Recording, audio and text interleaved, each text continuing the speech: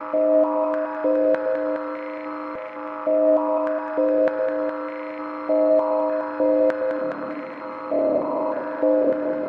there, this is Dave Scott, and I would like to invite you to listen Monday through Friday right here on Spaced Out Radio. 3 hours a night of the top stories with the top guests, ranging topics from UFOs to ETs, ghosts to Sasquatch, and everything in between. We are live every night, 9 p.m. Pacific, midnight Eastern. So come on in and take a listen at spacedoutradio.com. Spaced Out Radio will take you out of this world.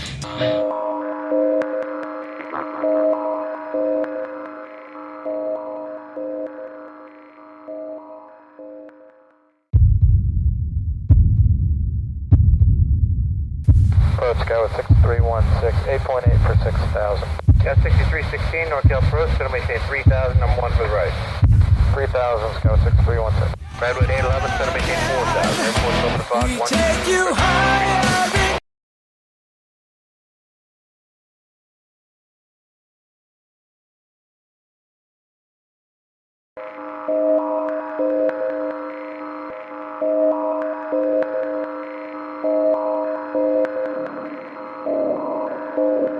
Hi there, this is Dave Scott, and I would like to invite you to listen Monday through Friday right here on Spaced Out Radio. 3 hours a night of the top stories with the top guests, ranging topics from UFOs to ETs, ghosts to Sasquatch, and everything in between.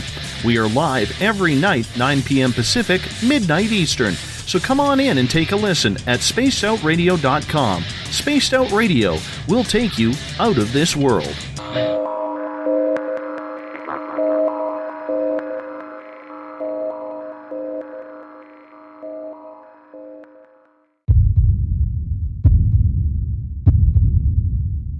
Approach Sky with 6316, 8.8 for 6,000. Yeah, 6316, North approach, going to maintain 3,000, number 1 for the right.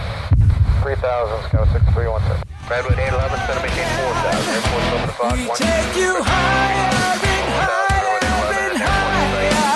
You feel it over and over again. Take you higher and higher and higher. You feel it over and over again. 6 Roman Carefly, runway heading, runway 5. Let's take off. Check.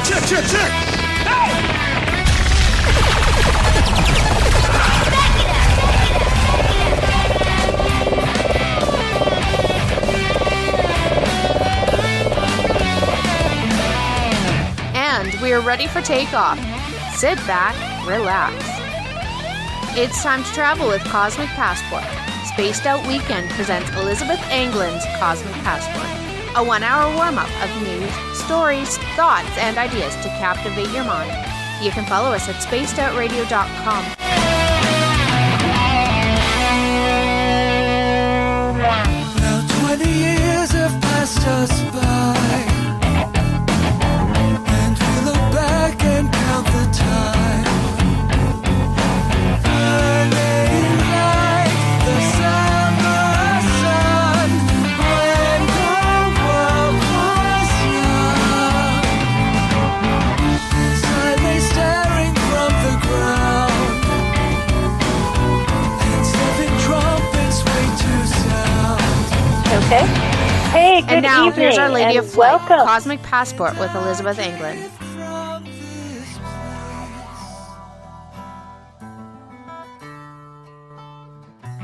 Now I can talk. Good evening and welcome to Spaced Out Radio Weekend. This is your host before the host, Elizabeth Anglin, coming to you from the magical Madrid, New Mexico, where it was Gypsy Fest today. I didn't see very many gypsies.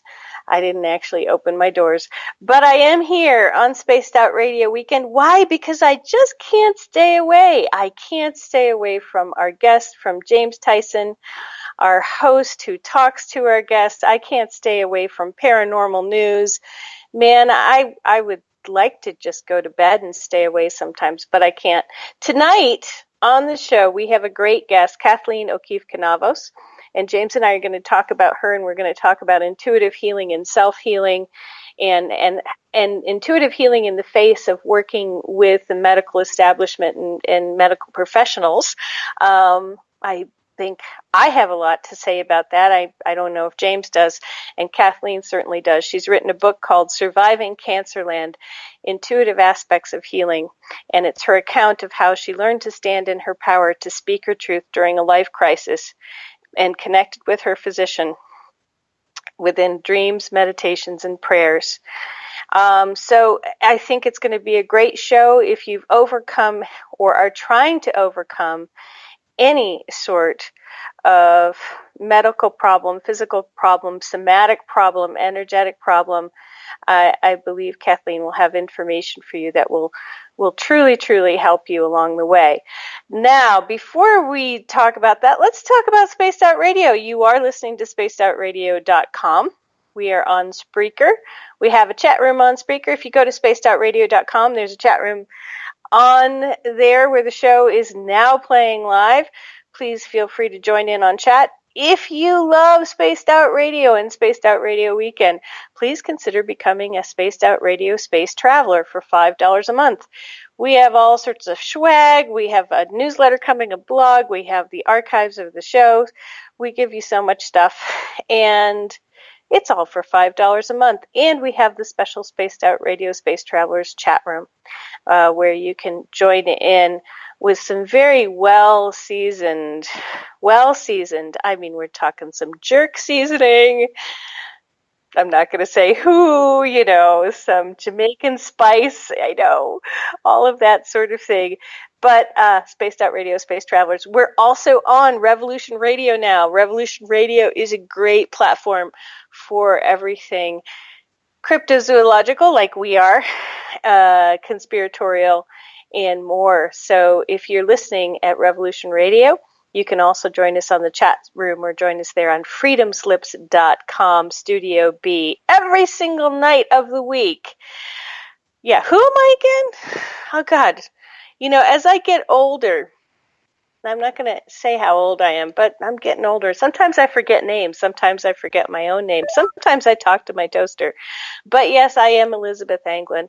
Who am I? Why am I on this show? Well, I did write a book. It's called Experience, Memoirs of an Abducted Childhood. I was an alien abductee research subject, one of the first to work with Dr. John Mack at Harvard University. I have spoken at Harvard University and at MIT. And in the years since, I worked at Harvard. I worked at MIT. I did scientific research management. Oh my gosh, I really love science. My dad was a science teacher. But I also, because of my life path, because of what I signed up to do here during this life, I like weird stuff. I like the paranormal. I love intuition. I love intuitive healing. It's helped out my life so much. And some of the things that I do, you can see on my website, ElizabethAnglin.com. I'm a psychic, a spirit medium, and an intuitive healer. If you're looking for some really good psychic, intuitive work, I'll say so myself. I'm so humble. ElizabethAnglin.com. I'm here for you. But check it out and see what happens over 25 years of having a really weird life. That being said, anomalies. I am an anomalous experiencer. That's what we used to call what was going on with me when I was talking with Dr. Mack way back in the 1990s, an anomalous experiencer. There are people who have co-opted the term experiencer, good people I like, and they've given it a whole new definition. I will tell you how the term experiencer came about. Way back when I was working with Dr. Mack and Bud Hopkins, around about the time of the MIT conference in May of 1992, we were working through the Center for Psychology and Social Change at Harvard. And then the conference at MIT came up, and we were working with David Pritchard, who is this phenomenal physicist at MIT. Has won every prize in physics except for the Nobel Prize, which one of his mentees did, one of his students did, his grad students and postdocs did, Wolfgang Kessler. And anyway, Dave decided that he was interested in implants and one of my implants, and he had one of my implants analyzed, and it was really really interesting. Carbon-13 silicon aluminum interior structure that was braided. And now, 25 years later, it looks to be it really could have been some sort of quantum computer in an unbreakable wire form. Anyway, round about the time of the MIT conference, the media was really getting hot on alien abductions.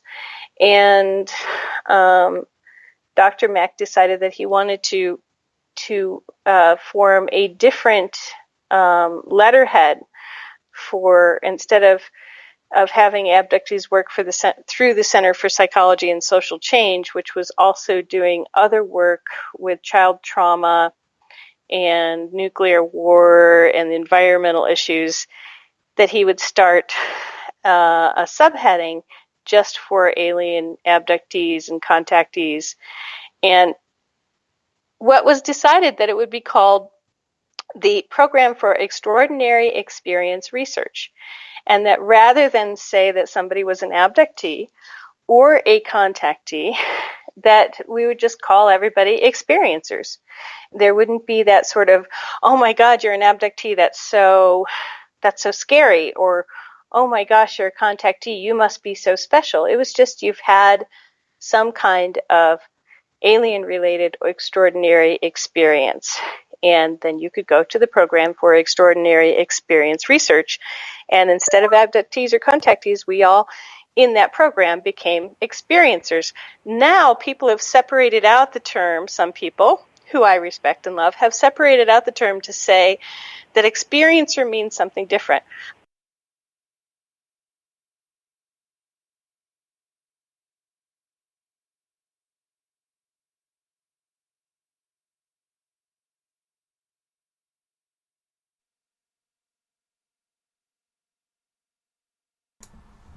Please excuse us while we drag Elizabeth back in, kicking and screaming from the other side of the...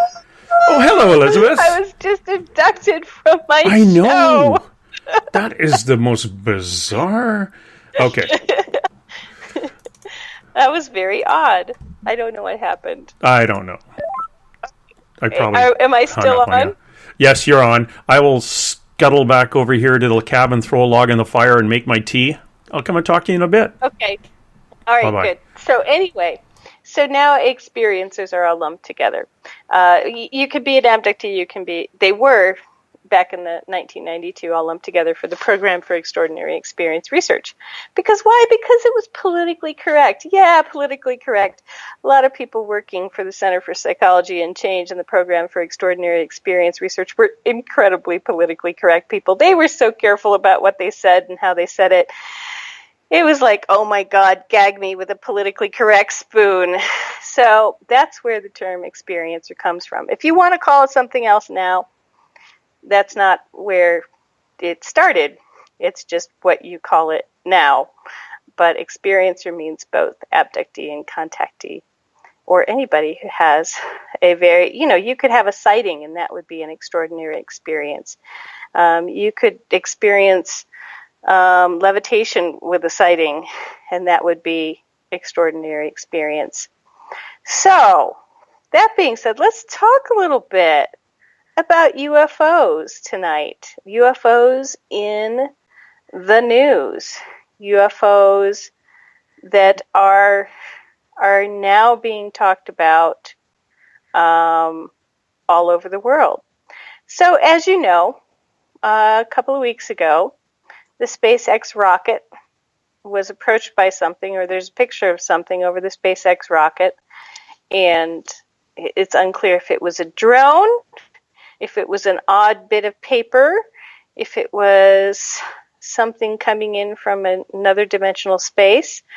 But what has happened is that Tesla has promised to protect its vehicles from UFOs. Now, I really like Tesla. I know that not everything about Tesla is perfect, but if Tesla can protect my vehicle from UFOs, then, of course, I already have this down, but, if you're an abductee or a contactee, do you not want to be driving a car that's protected from UFOs? I would say yes, I think you would. So, this is in mysteriousuniverse.org, It's 2006-09. Tesla promises to protect its vehicles from UFOs. And here's the story. Imagine walking into a new car showroom and having a sales rep give you the following pitch. Quote, "You look like a good family man, the type of person who wants a car that protects his family in all driving situations. What would happen to that lovely wife and your cute kids if your current car was, let's say, hit by a UFO?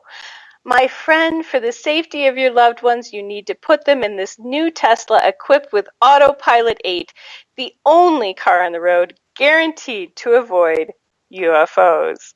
Unquote. Believe it or not, that's one of the selling points of Autopilot 8, the latest version of Tesla Motors' driver assist technology for the Model S and Model X Tesla cars.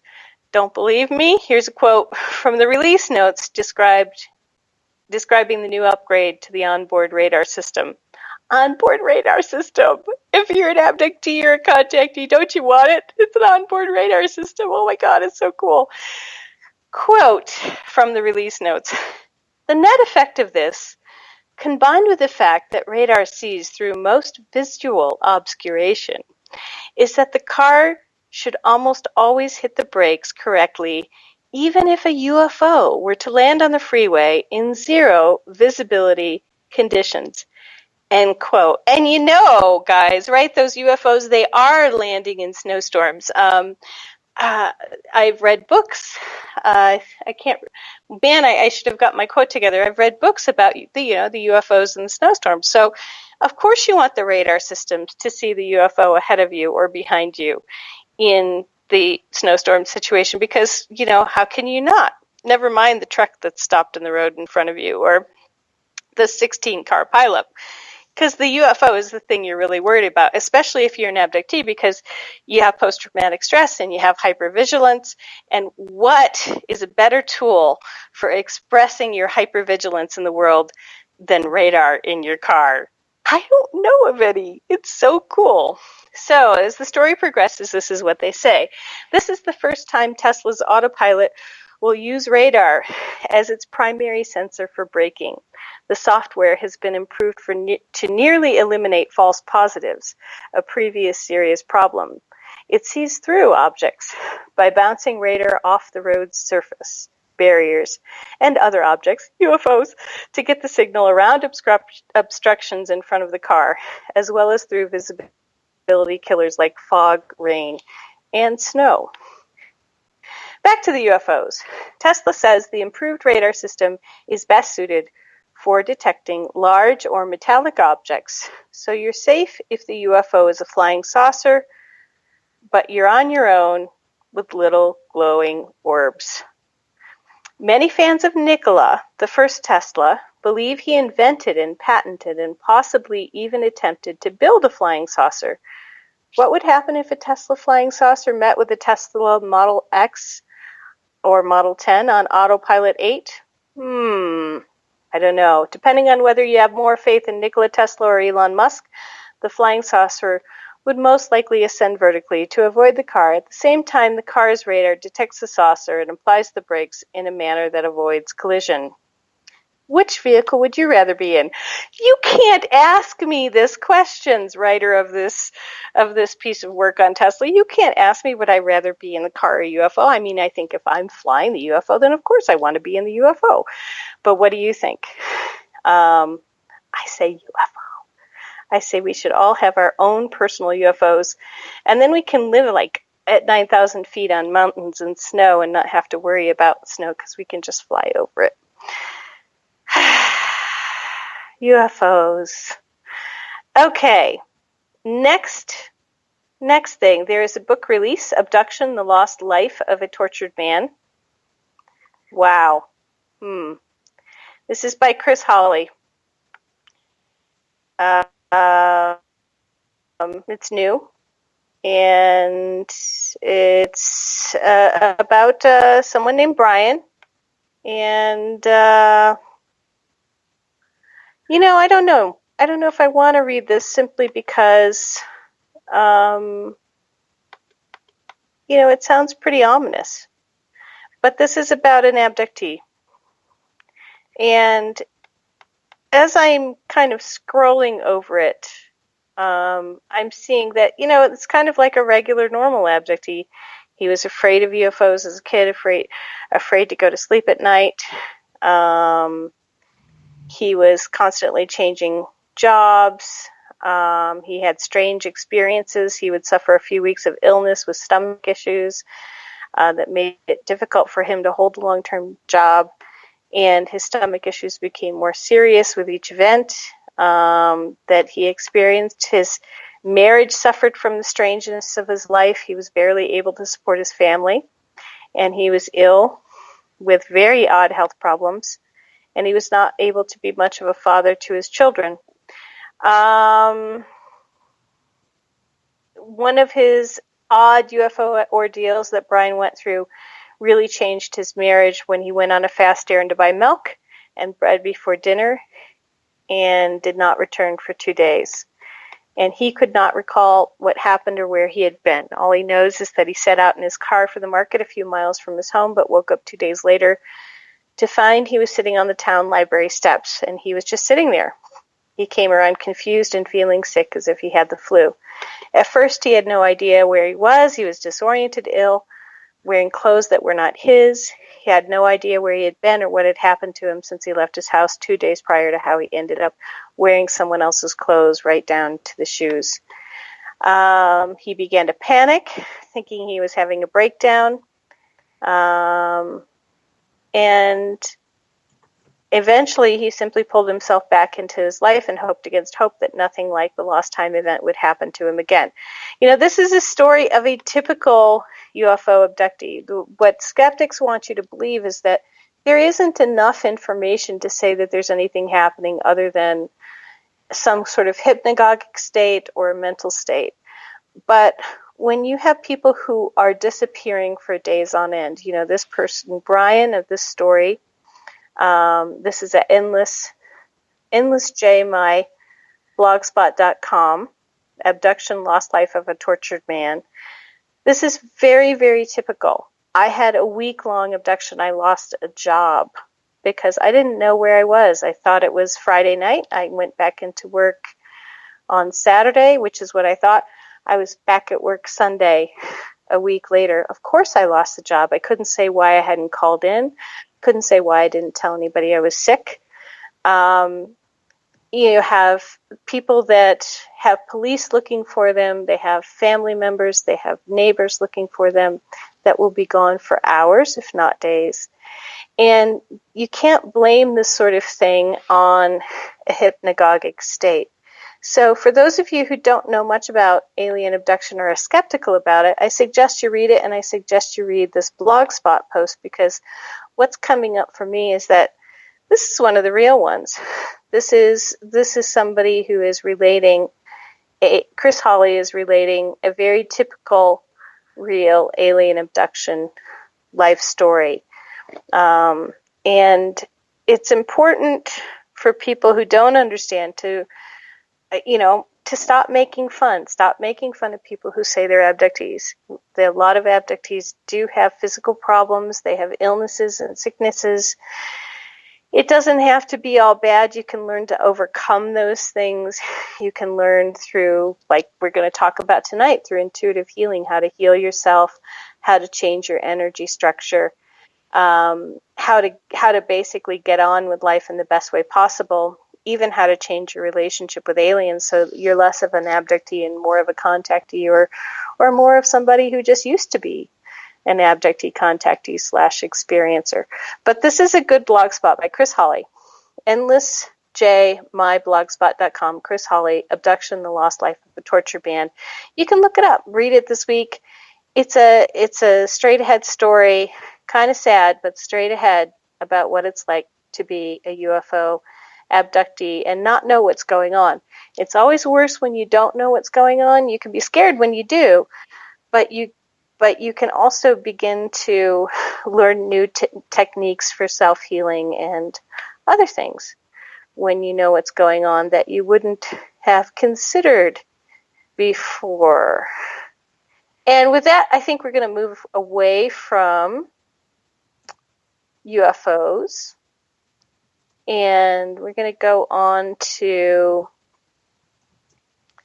I guess I want to call this a personal story about intuitive healing, because we're going to talk about that tonight with Kat, or James is going to talk with Kat about intuitive healing tonight.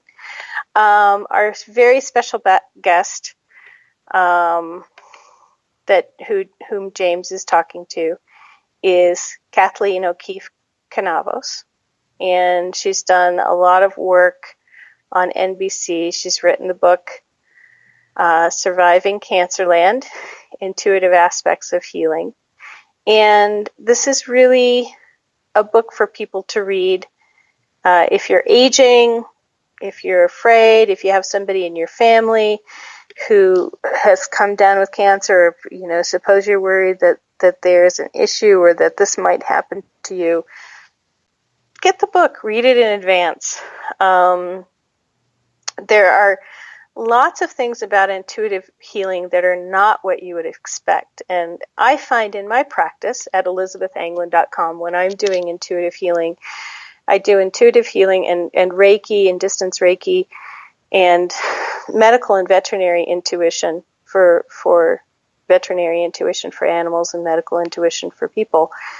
That if you go into it, if you see a practitioner and you're going into intuitive healing, what happens is that spirit presents the information differently than any medical professional, whether they're veterinary or medical, will. Spirit will present you with information that is for your highest good, that's also low entropy. So if you are hearing or feeling or dreaming from spirit, I really need some pomegranate, or I feel like I'm deficient on vitamin C, or I feel like I'm deficient on vitamin B. If you begin to get these sort of messages, or I feel like I should be walking more, or I really need to be exercising, or I need to cut down my salt, or I feel like I should be singing, that I will get, that these problems I've been having with my health, I feel like they will improve when I start singing, or talking, or dancing, or expressing. There are all these things that we are designed to do, that Spirit knows about, that we become, before we become ill, or as we are becoming physically ill, we can become expression stagnated. So, for example, if Spirit keeps telling you, write your book, write your poetry, sing your song, go tell that person what you think. Usually it will be a message of love, not hate, but go tell that person what you think. If you get these ideas that you should be expressing yourself in some way, oftentimes that's a message that is actually meant to heal both your energy structure in your life, your relationship with other people, and then your physical body. And so some people say, well, how is intuitive healing when it's talking about something like go sing, go laugh, go plant plants, go outside and sit in the sun for 20 minutes, 3 times a day? How is that kind of information anywhere near as good as Western medicine? Well, it's good because your spirit guardians, your protectors, your guides, they see your energy structure. They see where the blocks are forming. They see where you're getting stuck. And they see the precursors of a manifestation. And you intuitively yourself know. You can intuitively just know yourself where you're blocked, where you have a precursor of a manifestation of a physical illness. And it's just a completely different mindset than the medical field, which is, it's like battlefield medicine compared to how spirit does healing. Western medicine is like battlefield medicine. When does medicine make its advances? Civil War. I mean, oh my gosh, medicine took a huge leap in the Civil War. Why? Because we were shooting the crap out of everybody in sight, us human beings, with all of our new technology and new uber fast guns. World War I, World War II, Cold War. whenever you have something that is a battlefield, Western medicine takes a leap, but then it almost looks as, instead of surviving cancer or growing in spite of cancer or healing from cancer, it's the battle with cancer. And you'll hear the terminology. Well, you're a warrior in the battle with cancer. And there are a lot of people who have survived cancer and have done it through mental and spiritual and energetic means who will say, you never call it a battle. You just call it learning to love yourself. You call it learning to support yourself. You call it taking care of your own energy, taking care of yourself. But if you look at Western medicine, what do they call it? The battle with cancer, because that's where Western medicine is coming from. So the wording is different, the mindset is different. And if you go to an intuitive healer, or if you or a veterinary intuitive, or if you decide that you want to work on doing your own, the messages that you receive from your spiritual guidance, your intuitive guidance, your own body, are going to come to you in a way that's very different than what any doctor says, because it isn't a battlefield. Your body is not a battlefield. The organisms living in your body, and I'll tell you, we have organisms throughout time that we have adopted into our bodies. We have bacteria and all sorts of little critters that we live with in a community that make up our bodies, or parts of critters or parts of DNA. So to make your body into a battlefield when you have this whole holistic, physical community going on that is coalesced around your energy structure, your spiritual energy, is really not a good idea, because you want everybody in this community to be happy, to be balanced, to have energy, to have what they need. Everybody that is meant to be in this community and has been co-surviving in this community that is your physical body, to be in a nice, happy ecosystem that's energetically and spiritually supported. And your intuitive guides, your spirit guides, your guardian angels, your friends and family and spirit will generally have information that can help you move into that both emotionally happy space, that physically happy space, that mentally happy space, if you're willing to think about it, consider it, ponder it. Sometimes you have to meditate on it. It's like, what does that mean? I don't know. That sounds like a little bit, easy or silly, because the information is so different than what will come at you from a doctor, from some clinician who is in the Western medical field. Think about it. But energetically, it's designed to make everything work together.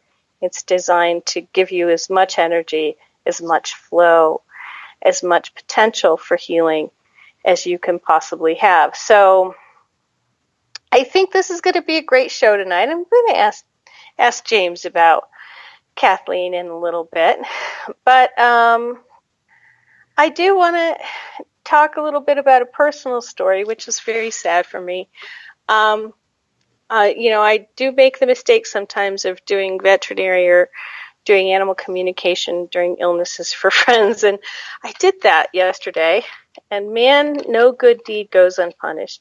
And it was one of those situations where it was a cat, and the cat was not ready to transition yet, very happy and not feeling that terrible, but the cat's very old, and the cat does have some masses growing in his nasal passages. Anyway, what the cat's guardians were saying to the owner was, treat the symptoms. Make this kitty comfortable. This kitty wants to stay. Let him rest. Make him comfortable. Give him what he needs for any symptoms that are making him uncomfortable, and let him be. Don't go to the vet and try to do invasive surgery or, fix the problem or heal the cat of the growing masses. This is the beginning of the end of your kitty cat's lifetime. And the vets are going to tell you that, but they're going to tell you that in a way that's traumatic. They're going to say, well, we can't fix it, so we can put your kitty down.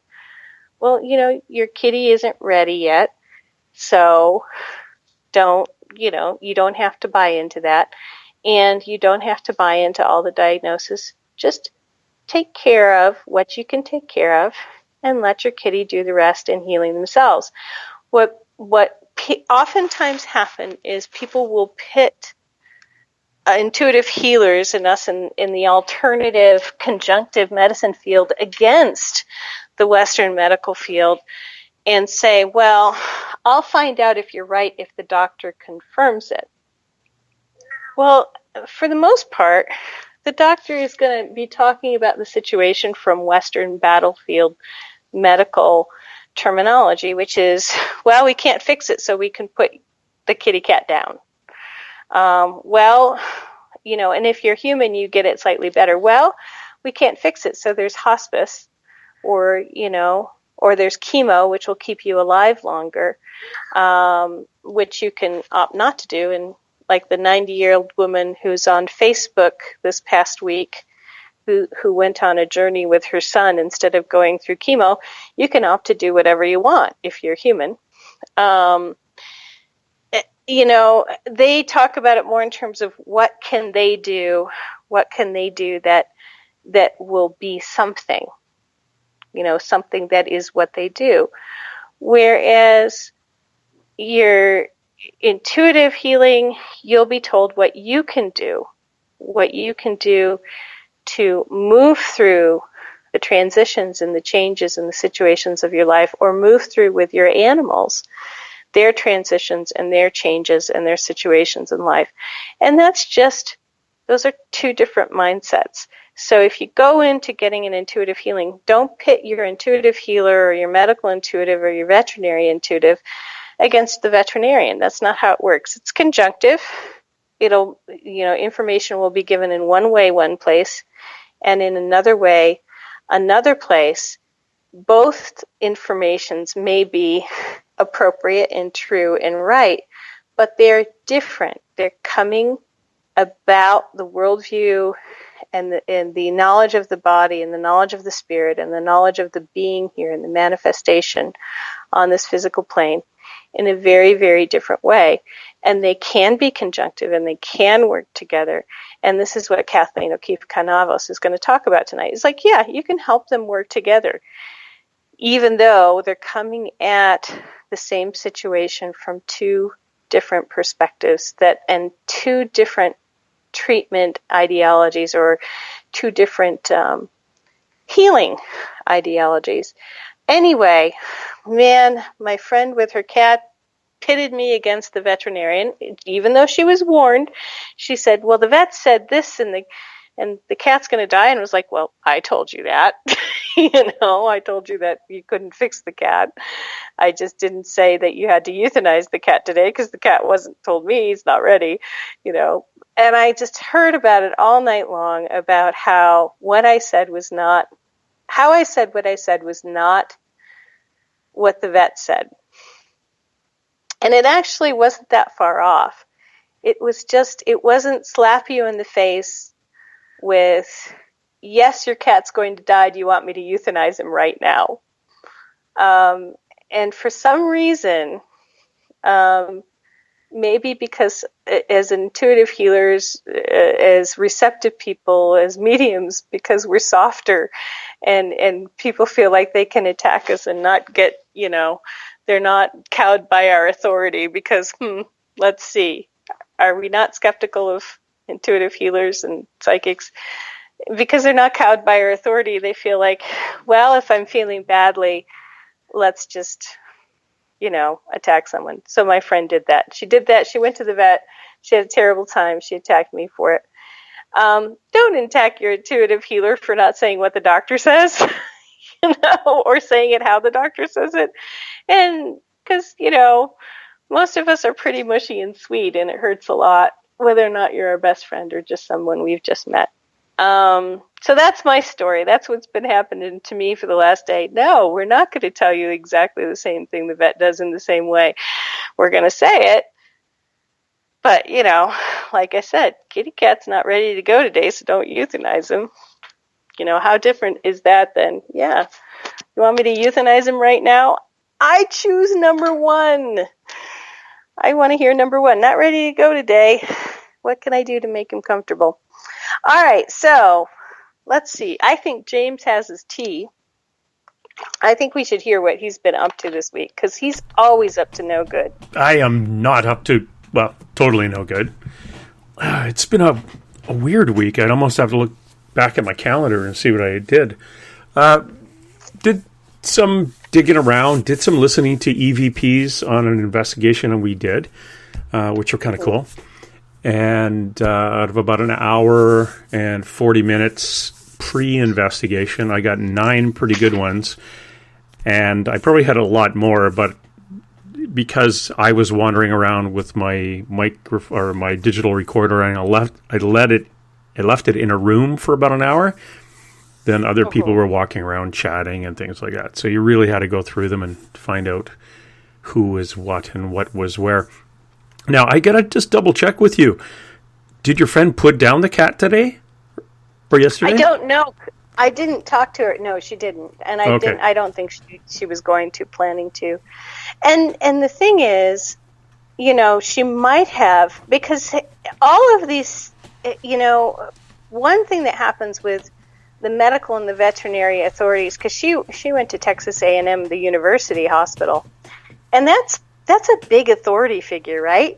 If anybody is going to know what's going on with an animal, it's going to be somebody at a university, and there is this kind of hard, fast, blunt, almost cutting energy of authority, but also people being cowed by it, and one of the issues that I think we all have as we're working on our intuitive gifts is learning to recognize guidance, true guidance first, whether this is truly your spirit guide for your highest good, truly your spiritual protector instead of some other nefarious voice out there in the astral. First recognizing, but then after recognizing, trusting that information. You learn to recognize, and then you learn to trust. And sometimes there's a back and forth, hand in hand, in that process of learning to recognize and learning to trust at the same time. And then we have our exterior, non-intuitive way, which is to go to some place like the veterinary university and just be told by the authorities, this is how it is.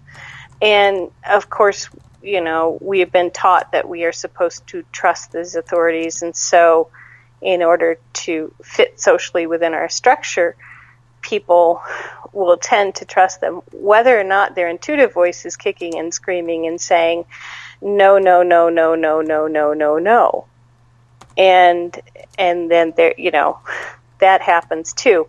So, yeah, I think she didn't. I think she listened enough that she didn't actually have the cat put down this weekend. But, from the conversations I was getting, she never had the conversation about how do we make this cat comfortable. Instead of worrying about the cause of, the eventual demise, how can I make him most comfortable? What can I do to make this the rest of his time as comfortable as possible until he's ready to go? She didn't have that conversation, and it wasn't offered to her. So, that's there's a let it be issue there.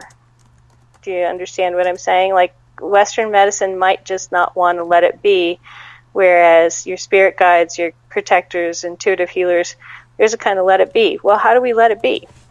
How do we let it be and not have it be so bad? You don't always have to heal from everything. You can just be comfortable while you don't heal. Well, let it be. Oh, okay, hold on a second. Gee. Yeah, it's actually all over the computer. Uh-oh. Well, go ahead. I Go didn't ahead. say let it tea. I said, go ahead and clean it up. Talk amongst yourselves. Just let it be, not let it tea. I'll be right back after this spill. Stand by. Waste of perfectly good tea. Why, I oughta. You know what the crappy thing about this is, Elizabeth? I can't blame anyone else. Drat. But you're What kind of tea was it? I'll get back to you on that. Ooh. Interesting. All right, so if you're getting ready for the show, you want to go to www.survivingcancerland.com for our show tonight with Kathleen O'Keefe-Kanavos. Nice website, lots of articles, lots of videos, lots of facts, and a blog.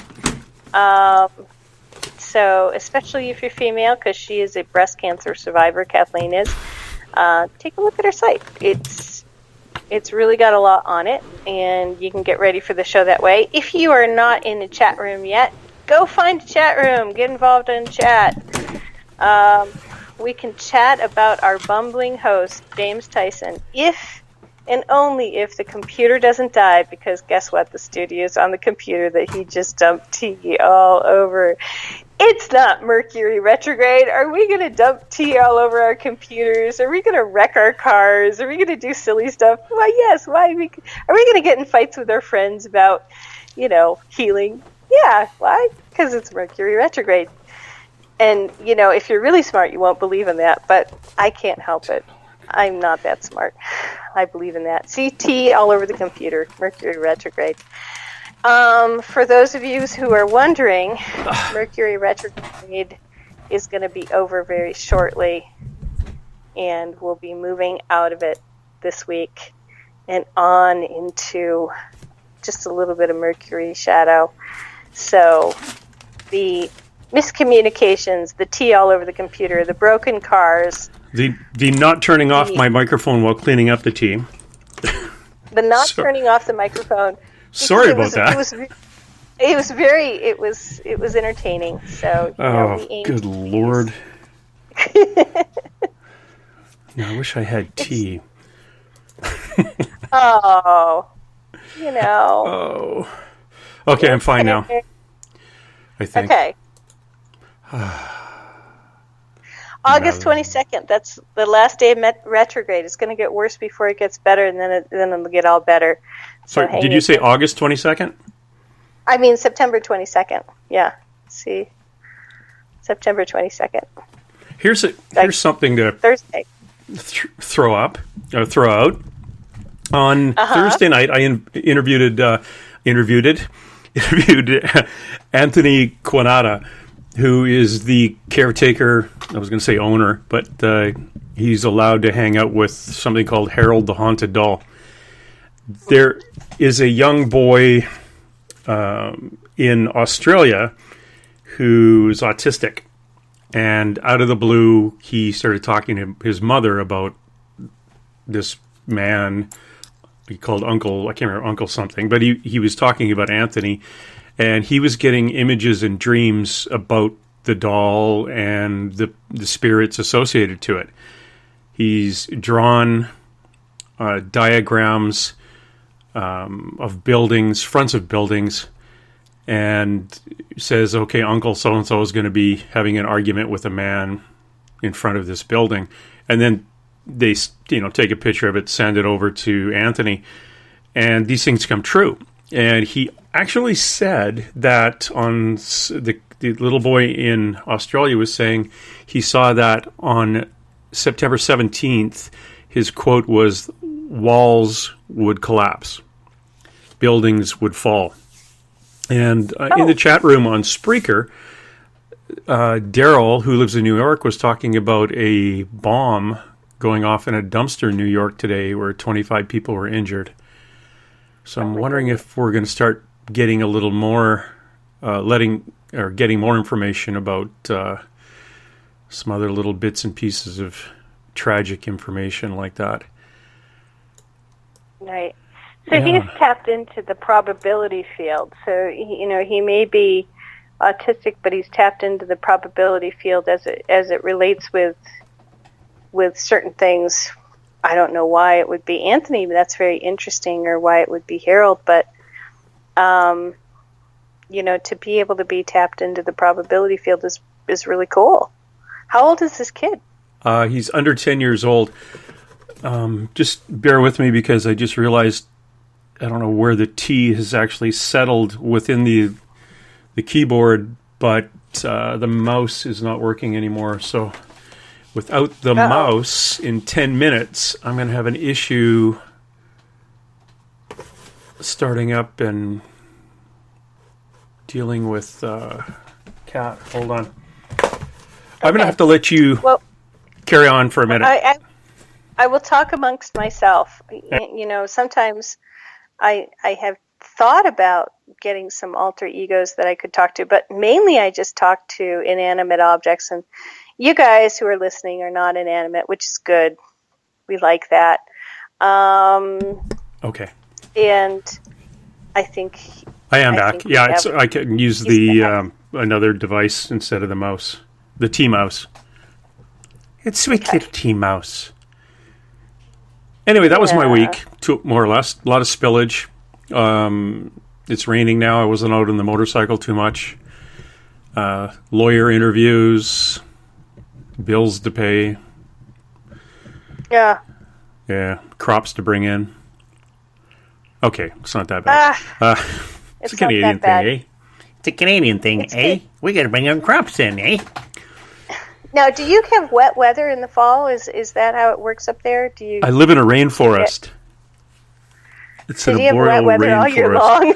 It is, 3 hours north of Seattle, Washington, and it's a beautiful green environment. And the reason it's green is there's a lot of water up here. About 3 hours north of us, it's crazy amount of rain, but here it's it's been pretty good all summer. Right now, it's we've had a couple of days of rain, but it keeps the dust down. Dust down. That's awesome. Dust down. Yeah, dust down. Well, that's awesome. You know what I'm going to do? What? I'm going to give the closing sort of my goodbyes. I'll be before back you do tomorrow that, night, guys. Before I let you do that, Christopher, I want you to go into the chat room and talk to Christopher. He's done some research on his family history, and he says you'd be interested in it. Okay, Christopher, Okay. I will go into the chat room as soon as I get off air. I've got a couple more minutes just to tell you guys some stuff. Yes, we're coming up with James Tyson, our host, after the host, before the host, our actual host, the big dude, James, who spills tea, is going to be on with Kathleen O'Keefe-Kanavos talking about your inner guidance and healing and intuitive healing. You are listening to Spaced Out Radio Weekend. We are on the Spaced Out Radio Network. Please go to spacedoutradio.com to hear us on Spreaker. If you're listening on Revolution Radio, thank you so much. You're at freedomslips.com on the chat room on Studio B. If you haven't given any money to Revolution Radio, consider it. They are an all-listener supported organization. They are like the NPR of conspiratorial good stuff. So give them a donation because that's how they get through. That's how they pay for their stuff. We here at Spaced Out Radio, we are having a membership drive. If you want to be a Spaced Out Radio space traveler, it's $5 a month. You get swag. You get somebody gets a free book at the end of the month. Newsletter, blogs, the archives, all the good stuff, and a special Spaced Out Radio Space Travelers chat room. Dave Scott is here during the week. Dave Scott, who will talk to anybody and everybody about anything. Man, that guy, when I was a little kid, Dave, I used to go around talking to everybody. I'd go to all my neighbors and I'd interview them. My parents thought that I had interviewing people bad, I had this bug that made me interview people. But Dave Scott has it way worse than I do. So listen during the week to Dave Scott and his interviews with people in the paranormal, the cryptozoological, the ufological, and the just plain freaky and weird nomological, even when he can't do the show because the gnomes have prevented him. Dave Scott gives a really good interview. That being said, it is Saturday night. I'm going to go on the chat room in just a little bit. I'm going to talk to Christopher. I'm going to talk to some other people.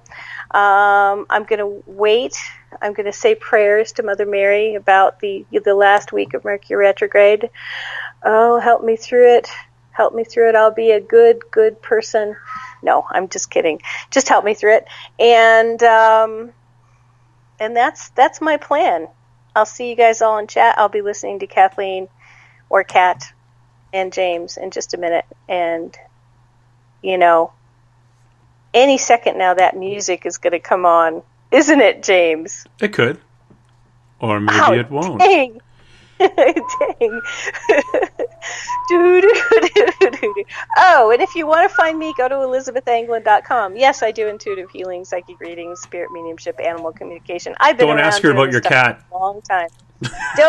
If you're going to ask me about your cat, please don't pit me against your veterinarian. Oh, please don't. I love kitty cats. I love doggies. I love horsies. But the way that they give information is different. Look, it's the music. All right, bye, guys. See you later. Love you. Oh, we love you too. Insert name here. We're going to be back with Kat Kavanaugh right after this. This, as I spill more tea.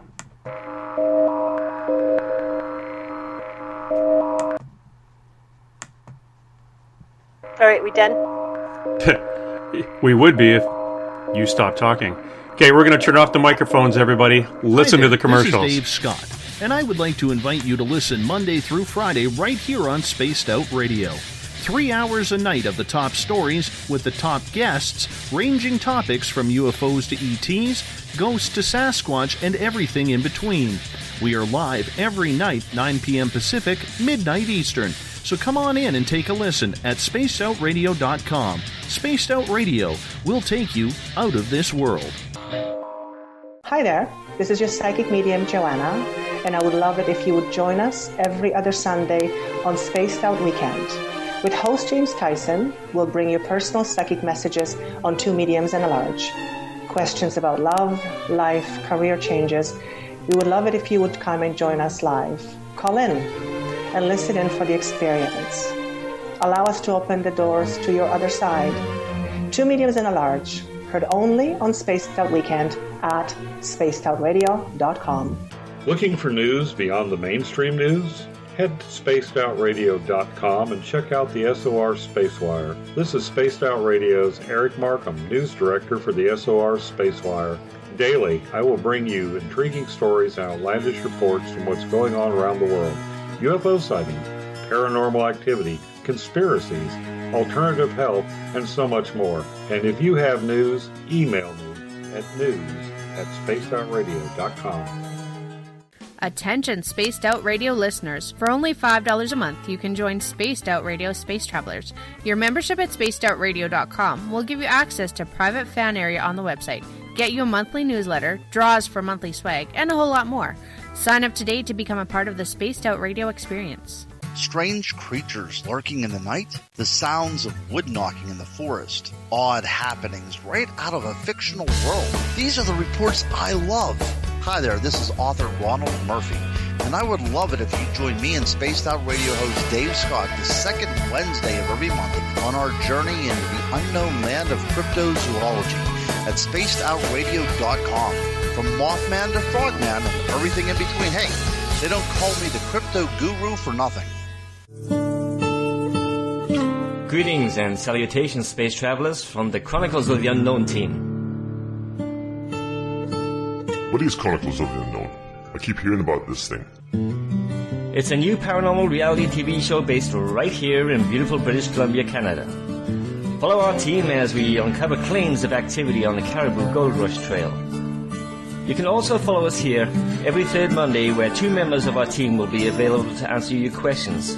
We'll give you some equipment updates and some of our experiences on the road, right here on Spaced Out Radio. For over 40 years, the Purple Energy Plates have been delivering amazing results for their many customers. Inspired by the great genius Nikola Tesla, the harmony, healing, and energetic effects of the plates have proven over and over to be beneficial and often miraculous to thousands of customers. With their money-back guarantee and the many benefits, how can you afford not to get one? Check their site for daily specials and choose from their many energy products. You won't be sorry. Visit them today at purpleplates.com. for mind, body, and spirit. And expect a miracle. Patrolling the Pacific Northwest, we are always on the lookout for the strange and unassuming stories that real people are experiencing. Hi, I'm Vincent Zunza from Pacific North Weird. Me and Alexandra Sullivan have teamed to bring to you those odd stories that never seem to make it into the mainstream. Stories so weird that will leave you scratching your head wondering, is this real? It's as real as it gets with Pacific North Weird. You can watch our videos right here at spacedoutradio.com.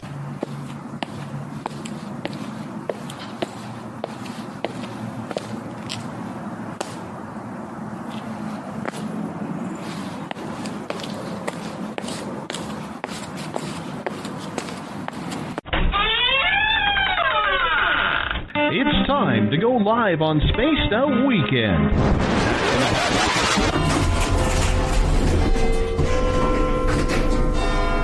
13, please. Oh, hi, Kevin. Oh, is that the time? Kevin, my friend, don't you find that watch just a little bit loud? Well, I certainly hope our buddy Bumblefoot is playing when we get there. Oh, you stinky big bundle of hair. I said Bumblefoot, not Bigfoot. Oh, it's going to be a long night.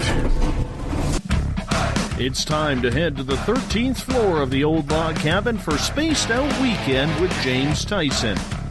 You can tweet James at James Tyson SOR. You can find him on Instagram, Spaced Out Weekend, as well as on Facebook.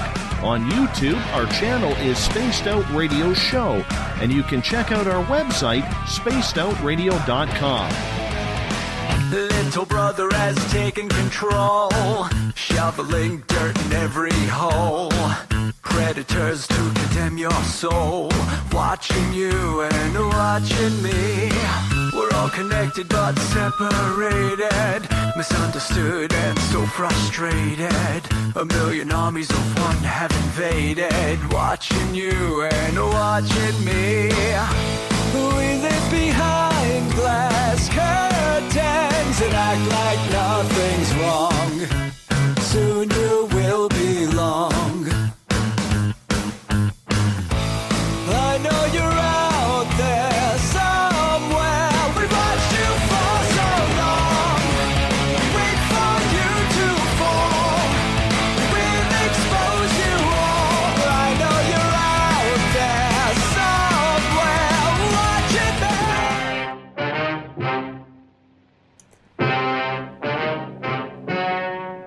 Ladies and gentlemen, the story you are about to see is true. The names have been changed to protect the innocent.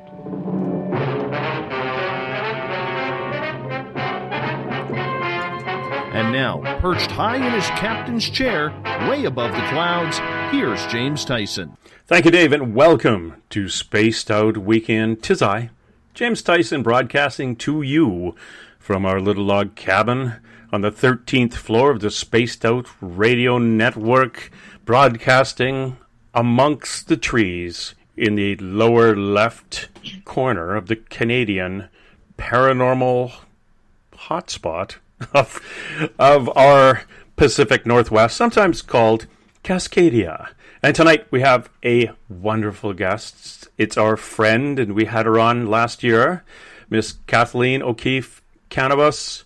She is an inner guidance expert who offers real-life solutions to everyday challenges and moves you ahead in your life with confidence. She has used her unique techniques and inner wisdom to tap into the power of her clients' innate guidance.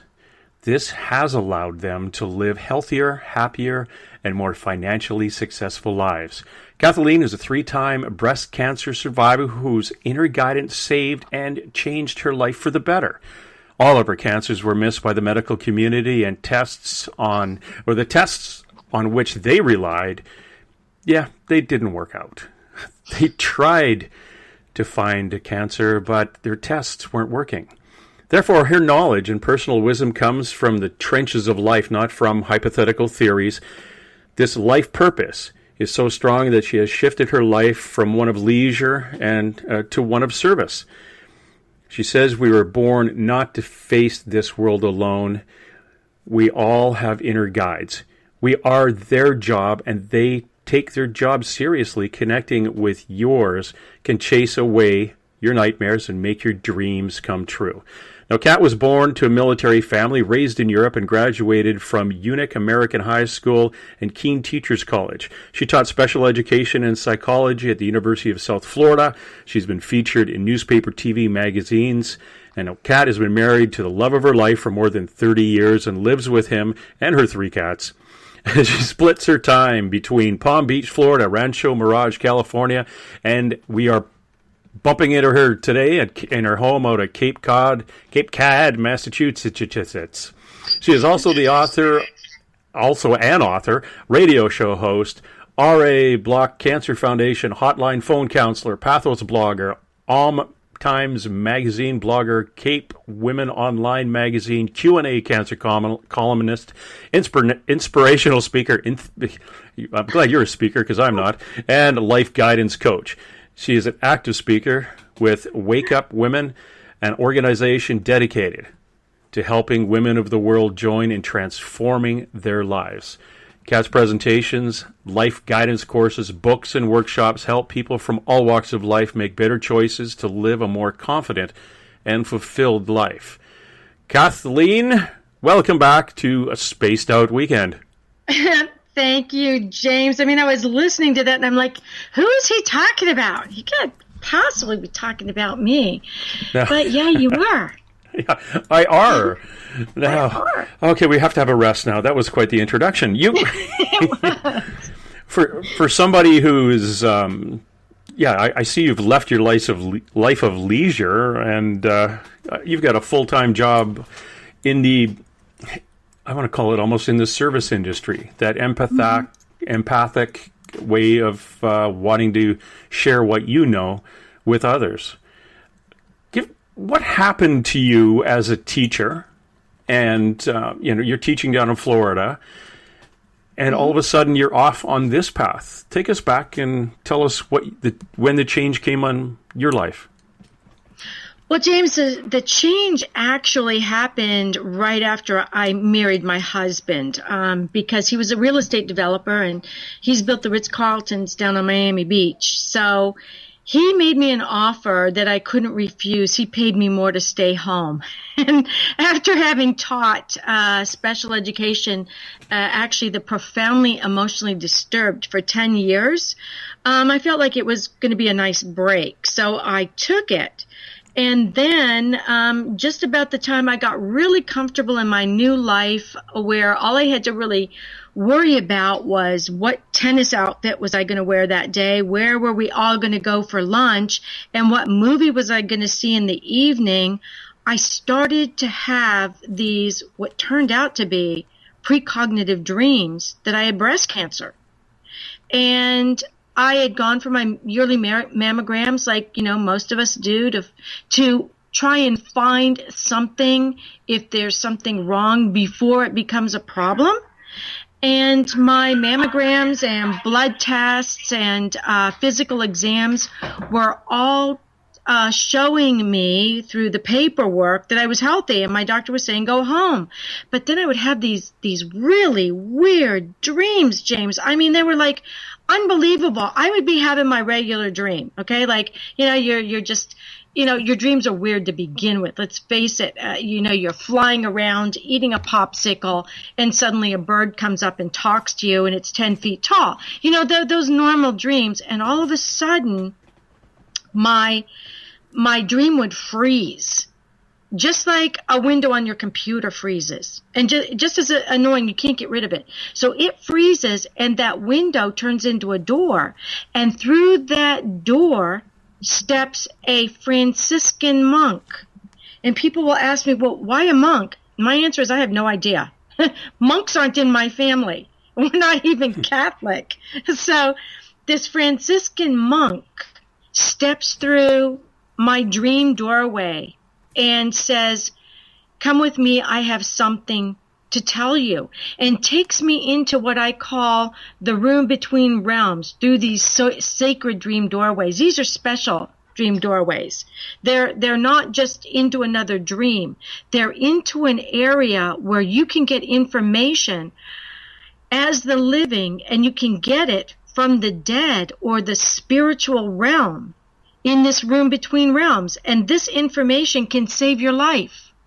So they told me that there were more monks in this room, and they told me that I had breast cancer and to return to my doctor and get a different set of tests. So I followed their advice, and they would lead me back out through this door, and the door would close up and my dream would start again because time had stood still. I was in the time continuum that Einstein talks about.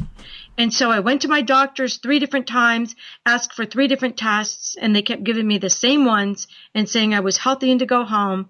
And to make a long story short, finally, one of those monks gave me a feather and said, if you return tomorrow without an appointment and you use this angel feather as though it's a sword and verbally fence with your doctor using this feather, you're going to get the test you need, which is exploratory surgery.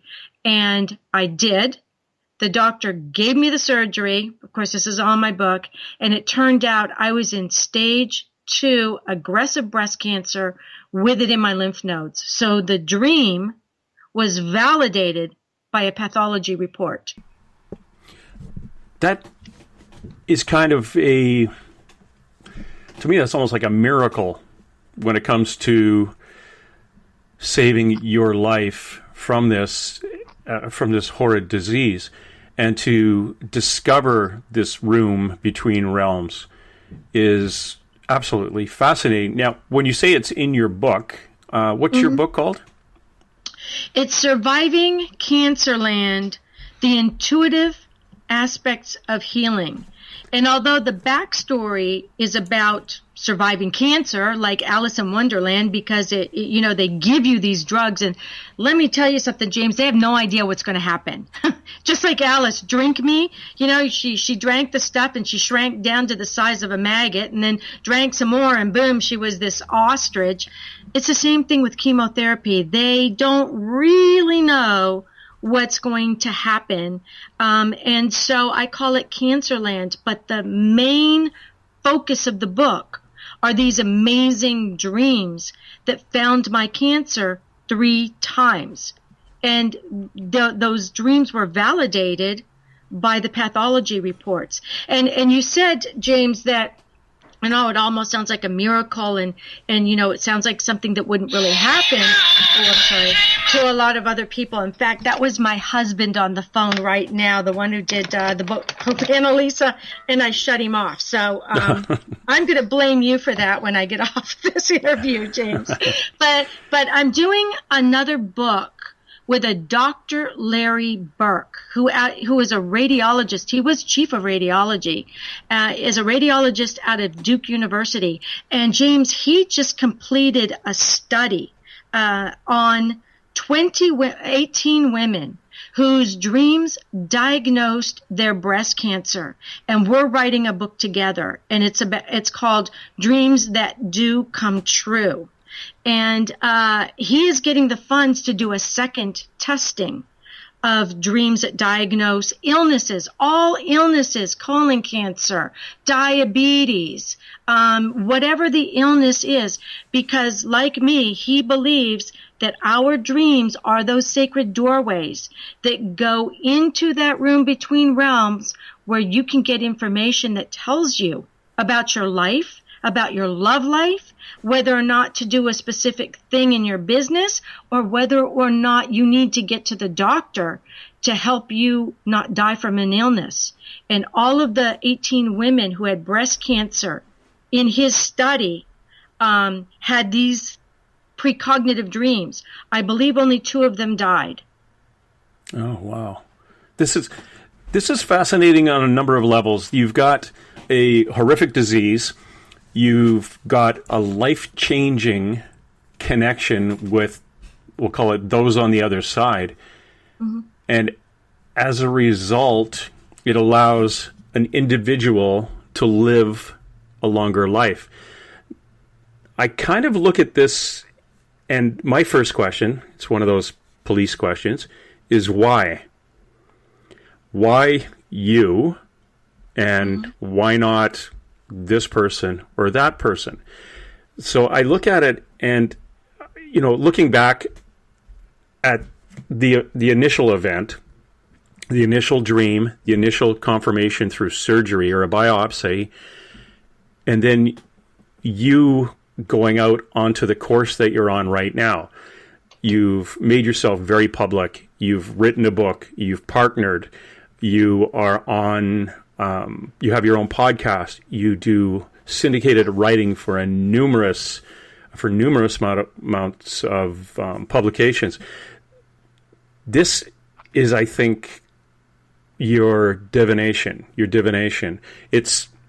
This is your path, and this again is my own opinion, but I think you were spared because you have to pass this information on to others. Have you ever thought of it like that? You hit it right on the head, James, and let me tell you another story that's going to prove how right you are with this.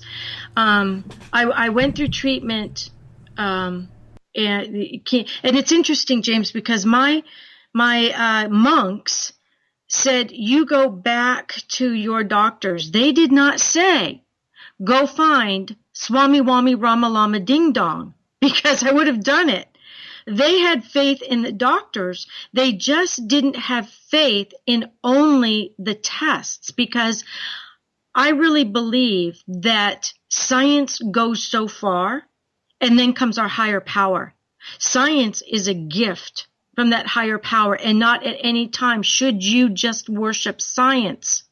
So that said, I'd gone through treatment for 5 years. I was sure I was going to be all right. The doctors, I had the chiefs of everybody at the Dana-Farber Cancer Institute taking care of me. And I remember it was almost the 5-year point. It was almost 5 years exactly from the time it was first found to be cancer with the pathology report. And I went in for my mammogram, and I said to the doctor, why are we doing mammograms? Shouldn't I be doing an MRI? And he said, no, you don't need an MRI. We are the best with mammograms, and mammograms are only as good as the people who take them and the people who read them, and blah, blah, blah, blah, blah. So I went in to have the mammogram done, and a radiologist reads it right in front of me and shows me all the areas, and he says, you're so healthy, Mrs. Kanavos, go home. And all of a sudden, that voice of that monk is in my ear, and it's like he's orbed into the room. I can see him.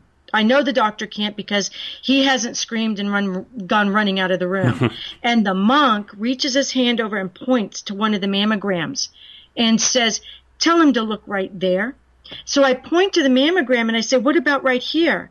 And the doctor turns around and looks at me and says, that's not the breast that has cancer. That's the healthy breast. Your cancer's over here. And I said, yeah, but what about this one? And he says, you're healthy, Mrs. Kanavos, go home. So to make a long story short, and again, this is all in my book, it's the last chapters of the book, I finally convinced the radiologist, chief of radiology, to do an MRI. It takes me 3.5 months to get it. And when I do get the MRI, James, I'm in stage 4 breast cancer that they've missed again with all their tests. And now I'm pissed. I'm not just angry at the doctors. I'm pissed as hell at my guides. And so when I finally find out I've got this, I could be dying. I mean, this is really bad. A 9 by 11 centimeter tumor. How did they miss that? How could that possibly happen? I fell asleep, and my guides walked into my dream again. The pop-up window, my dream freezes. They walk in, and in my dream, I see myself lying on the bed, looking up at them. I'm aware that I'm sleeping, but I'm awake in my dream lying on the bed, and they're standing beside my bed, and I said, I want you to know. I know I'm dying. I understand that, but I want you to go and tell God that when I get up there, I am going to have a bone to pick with him, so you may want to go and warn him, because I am really pissed. And my guides were just sitting there looking at me, and they kind of laughing, and they said, Kathy, don't you remember? And I said, remember what? They said you wanted to come back down onto the earth plane during a time when higher power is taken out of everything. It's thrown in the closet and the door is locked. You're not allowed to talk about it in school. You're not allowed to have it in public. And it's definitely not a part of the hospitals. You said you wanted to come down at that time and show the world that science goes so far. And then comes their higher power, to which they are all connected. And we told you we'd be with you every step of the way, and we have. And we will. You're not going to die. And I didn't, James. I didn't die. I went through a lot of hell, but I didn't die. And when people started hearing my story, I started attracting the people to me that I needed to help get that information out so that other people's lives could be saved.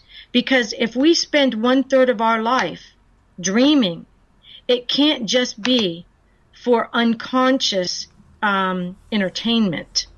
There's something to it that's more than that. And that's what I would love to know more about dreams and interpretations. In your case, your guides use those as contact. I know that past relatives will come in dreams. They won't show up on the foot of your bed because you pee yourself if you see them there, but they'll actually come to you in a dream and, look at what they're holding or what they're leaning against. Very seldom do they actually have a verbal conflab with you. But in your case, your guides come through. And I think that's something that we all have to pay attention to. And if my listener goes over to Kathy's website, it's survivingcancerland.com. Again, survivingcancerland.com. Actually, James, I've changed that. That's now a smaller website after my main website, which is Kathleen O'Keefe-Kanavos.com. And you can just Google it, and it'll take you to my website. Okay, and that's Kathleen O'Keefe, O-K-E-E-F-E-Kanavos. Not cannabis. Right. Kanavos. K-A-N-A-V-O-S. A good Irish name. Yes. Okay, Greek. What do your guides look like? Because I can listen to you talk about this, and I'm fascinated with surviving cancer. And the first thing I want to know, because I'm that crazy left brain kind of guy, is what the heck your guides look like? Well, they look like Franciscan monks. They walk into my dreams, and if you go to my website, I actually have pictures of them on the website, and there are pictures of them in the 30-second sizzler that I did, telling about how guides work and how they walked into my dreams and told me about it. They have on these brown hooded robes with a rope belt, knotted rope belt, and sandals on their feet. Their hoods are always up. I've never, ever seen their faces. I hear them talk to me. I've never seen their faces. Okay, that's kind of creepy, but this is not a guide that I would choose, James, which probably validates it right there. I would pick a cuddly puppy that talks to me, or a really beautiful angel with gossamer wings and glow. Not a Franciscan monk, Or what you believe is a Franciscan monk. Looks just like him. Kind of acts like him too. Okay, probably like the Robin Hood kind of monk. Yes. Yeah, the little chubby guy with the. Yes, except these are thin. Oh. So, but you've never seen their faces. I've never seen their faces. I had my primary guide described as a person that looked like he was from Egypt about 30,000 years ago. Mm-hmm. But then the description continued that, but he's never been earthbound. Mm-hmm. And I found out when I asked, what's his name? What should I call him? And my the psychic who was doing this said he's laughing right now because he can't and shaking his head because he can't understand why we want to know names. So eventually the name Matthew came to me, but I never really thought much about it, and I had a picture taken, and it's one of these pictures, this weird camera developed by a fellow in California years ago, and a friend of mine has this, and she took the picture, and it has your auras and all the colors, and she said, well, to your left, you have a spirit with you, but this is a family member, and you have guides, and they're over your right shoulder. Those 3 tall blue lines are your guides. And I said, oh, that's kind of cool. That was it. I put it down on a table at a paranormal conference, and a very, very high psychic First Nations gentleman walked by and looked at it and said, oh, your guides are ETs. I said, what? They're extraterrestrials. And then he just walked away. And I'm like, what? But it made sense when they said, like, my guide had never been earthbound. His energy, it made sense then. But, of course, I have another guide.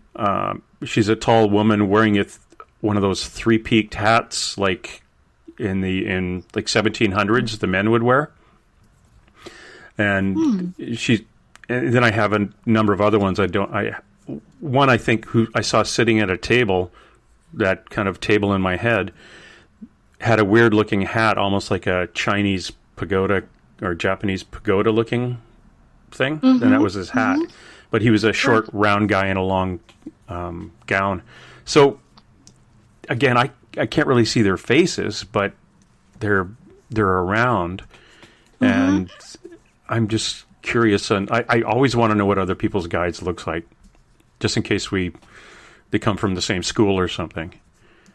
Well, it's interesting that yours are some of them are ETs, because I've always said that our inner guidance is the way our ET or our eternal teacher that goes with us from lifetime to lifetime phones home. And someone always answers the phone. They have the phone number. They know how to call. And when you're in crisis, they phone home, and someone always answers and comes. That's fascinating. That is fascinating. Can you, like, through meditation, can you contact your guides? Can you see them? Yes, sometimes I can, because dreams, prayers, and meditations are all very similar. You go into that theta realm when you're meditating, and you remember, a lot of your dreams when you're coming up out of the really deep delta realm of dreaming. As you're coming up, it's that top dream that you can pull out with you, unless you happen to be a prolific dreamer who can remain somewhat conscious when you're in the deep dreams. And so you bring 5 dreams out with you at night, which is one of the things that I trained myself to do. I wasn't able to do it before, but when your life depends on it, it's amazing what you can train yourself to do. And so on my radio show that I do, my video show, the Kat and Sheila show, I open that show with a meditation every single time, and it's a protective meditation. And sometimes I'll get emails from people who will say, while I was doing that, I saw my spirit guide come into the bubble. So, yeah, you can see them, definitely. You can feel them, and it feels really good. Do you have one specific, primary guide and a bunch of other ones that kind of move in and out that you're aware of? I don't think so. They all look so much alike. It's like a group of Franciscan monks, and usually just one will be walking beside me or talking to me. But I don't know if it's the same one that was the monk before, because they all look alike and their hoods are up and I can't see their faces. That's interesting. Next time you bump into one. It's a lot like, have you ever watched Game of Thrones? Not really, no. Not really? Well, the youngest of the girls in the show goes into this kind of, spaced out a monastery almost, where she's learning to detach from herself and be able to switch bodies. And her teacher is often a monk that changes faces. That's interesting. He takes a face down off the wall and puts it on. I wonder if you were to ask your monk to pull his hood off, if he would. He might, I don't know. Or, the next time I see him, I'll tell him you Jim said. asked me. James said. to do that, James. And then I'll send you an email and let you know what happens. And he'll show up at the foot of my bed saying, hey, it's none of your business. Pulls it down and it's Errol Flynn. Which is really cool because in Robin Hood, Errol Flynn dressed up as a monk and came in and pulled the hood down. And anyway, because I'm old. So just for the listener, if you go to Kathleen O'Keefe-Kanavos.com, you will see one of the things she has connected there. You can sign up and receive free dream guides, journals, newsletters, some announcements of some of the top events, and telesummits you're going to. And you've got a number of really cool links on there. And, of course, you have your awards. Surviving Cancerland, Intuitive Aspects of Healing, International Book Awards winner, 2015 Nautilus Book Award winner, silver medal, Surviving Cancerland, Independent Publishers Book Award, 2015 bronze. Yeah, you've done quite well. I was surprised. I was pleasantly surprised. I really was. Yeah. And like I said, sometimes you just have to be in service, and you can't think too much, or you will think yourself off the path. You've got to just kind of, I call it letting go and letting God, and just saying, okay, thy will be done. Point me in the right direction, and I will follow my head. And it's amazing the people that then start coming into your life because you're on the right path. They can't find you if you're on the wrong path. So we just interviewed a 4-star general on my Wicked Housewives on Cape Cod TV show that I have on Cape Cod. And that goes onto my websites as well. And it's also on the Wicked Housewives on Cape Cod Facebook page. And he was talking about spirituality in the military. I mean, that's not something you're going to run across every day. But it's amazing. The question was, when you are in that foxhole alone, all by yourself, because all your buddies are dead, who is it you talk to? Who is it that will come to your aid besides, possibly your fellow soldiers once they know you're alive? And that, it kind of ties into a big article that was in the New York Times this past week, where it was, again, they were talking about spirituality in the military, and a guy who was left behind in Afghanistan, and they didn't know that he was still alive, and he fought till the end, and nobody, went and got him. But the truth of the matter is, he wasn't alone. He was with his inner guidance. He was with his spirit guides. And there comes a point where we will no longer live on the earth plane. We all have to die at some point. Nobody gets off this planet alive. And we're here for a very short period of time. So imagine if you can connect with your inner guidance, you'll have no fear, because you'll know that you'll never be alone, and that when it's time for you to end this earth plane, you're going home. You're really going home. And that is the main message for spirituality in the military. We're all going home at some point. The home may be different, but we're going back there. Oh, that's fascinating. And it's actually, since I've got this show and I've been talking to people like you, I'm not afraid of dying at all. It's kind of that weird... It's that kind of, well, I wouldn't mind dying. Hold on. What am I saying? Can I peek in and then come back? Yeah. And I've actually... And you do that through your dreams. Yeah, you do. You peek in. You go to that room between realms and you peek in. But you know what, James? It's that fear of death that sometimes keeps us alive. Did me. Yeah, it's the animal instinct not to, I've told people that as a policeman, and this is kind of an odd thing to say, but this, if you ever had an opportunity, and I hope you don't, to actually smell human remains, it's a smell that is very unique. And the next time you smell it, you automatically know that it's a dead human. And when you, even for the first time when you smell it, you have this instinct not to go near it. And it's something primal in us that says, there's a dead person there. That means something killed a person just like you. So don't go see what it is, because you could then also be killed.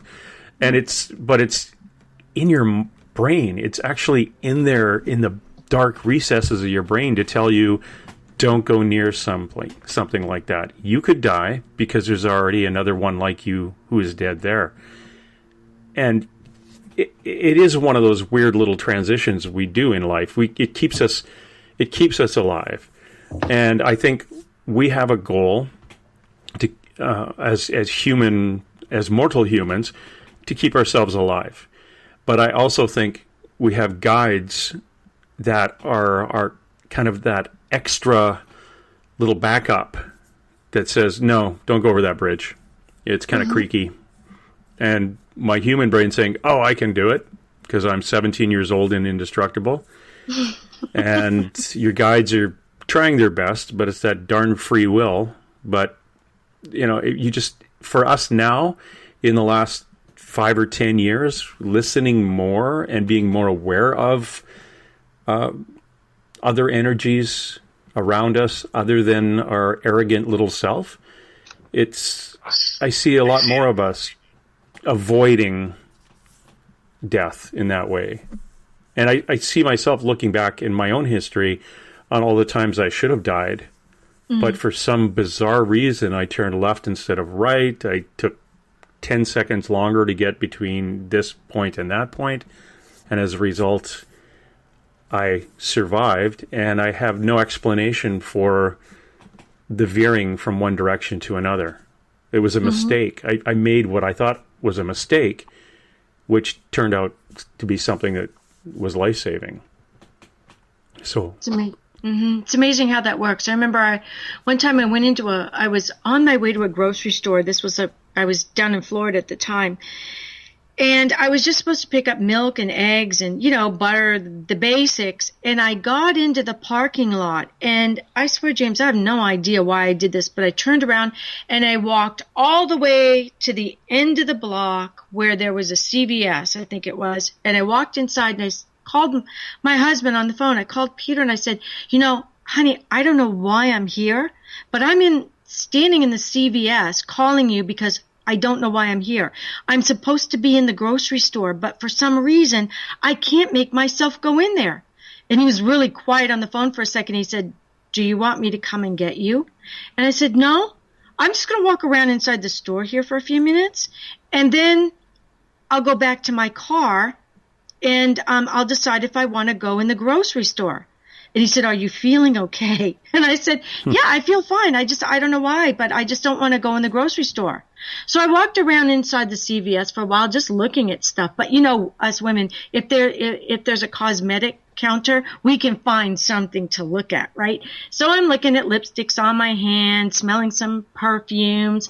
Then I go back outside. I walk down to my car, and there are police cars everywhere. There was a shooting in the grocery store. Oh my gosh. There was a shooting in the grocery store, and it was like my guides just kind of turned my butt around. One got in the front and pulled my hands along while the other one was pushing me from behind and stuck me inside the CVS. And said, you're going to stay here for a while and just smell perfume and play with some makeup.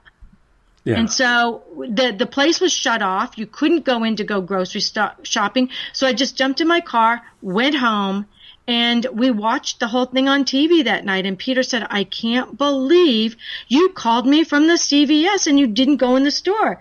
I said, I couldn't. I don't know why, but I just couldn't. The idea was revolting.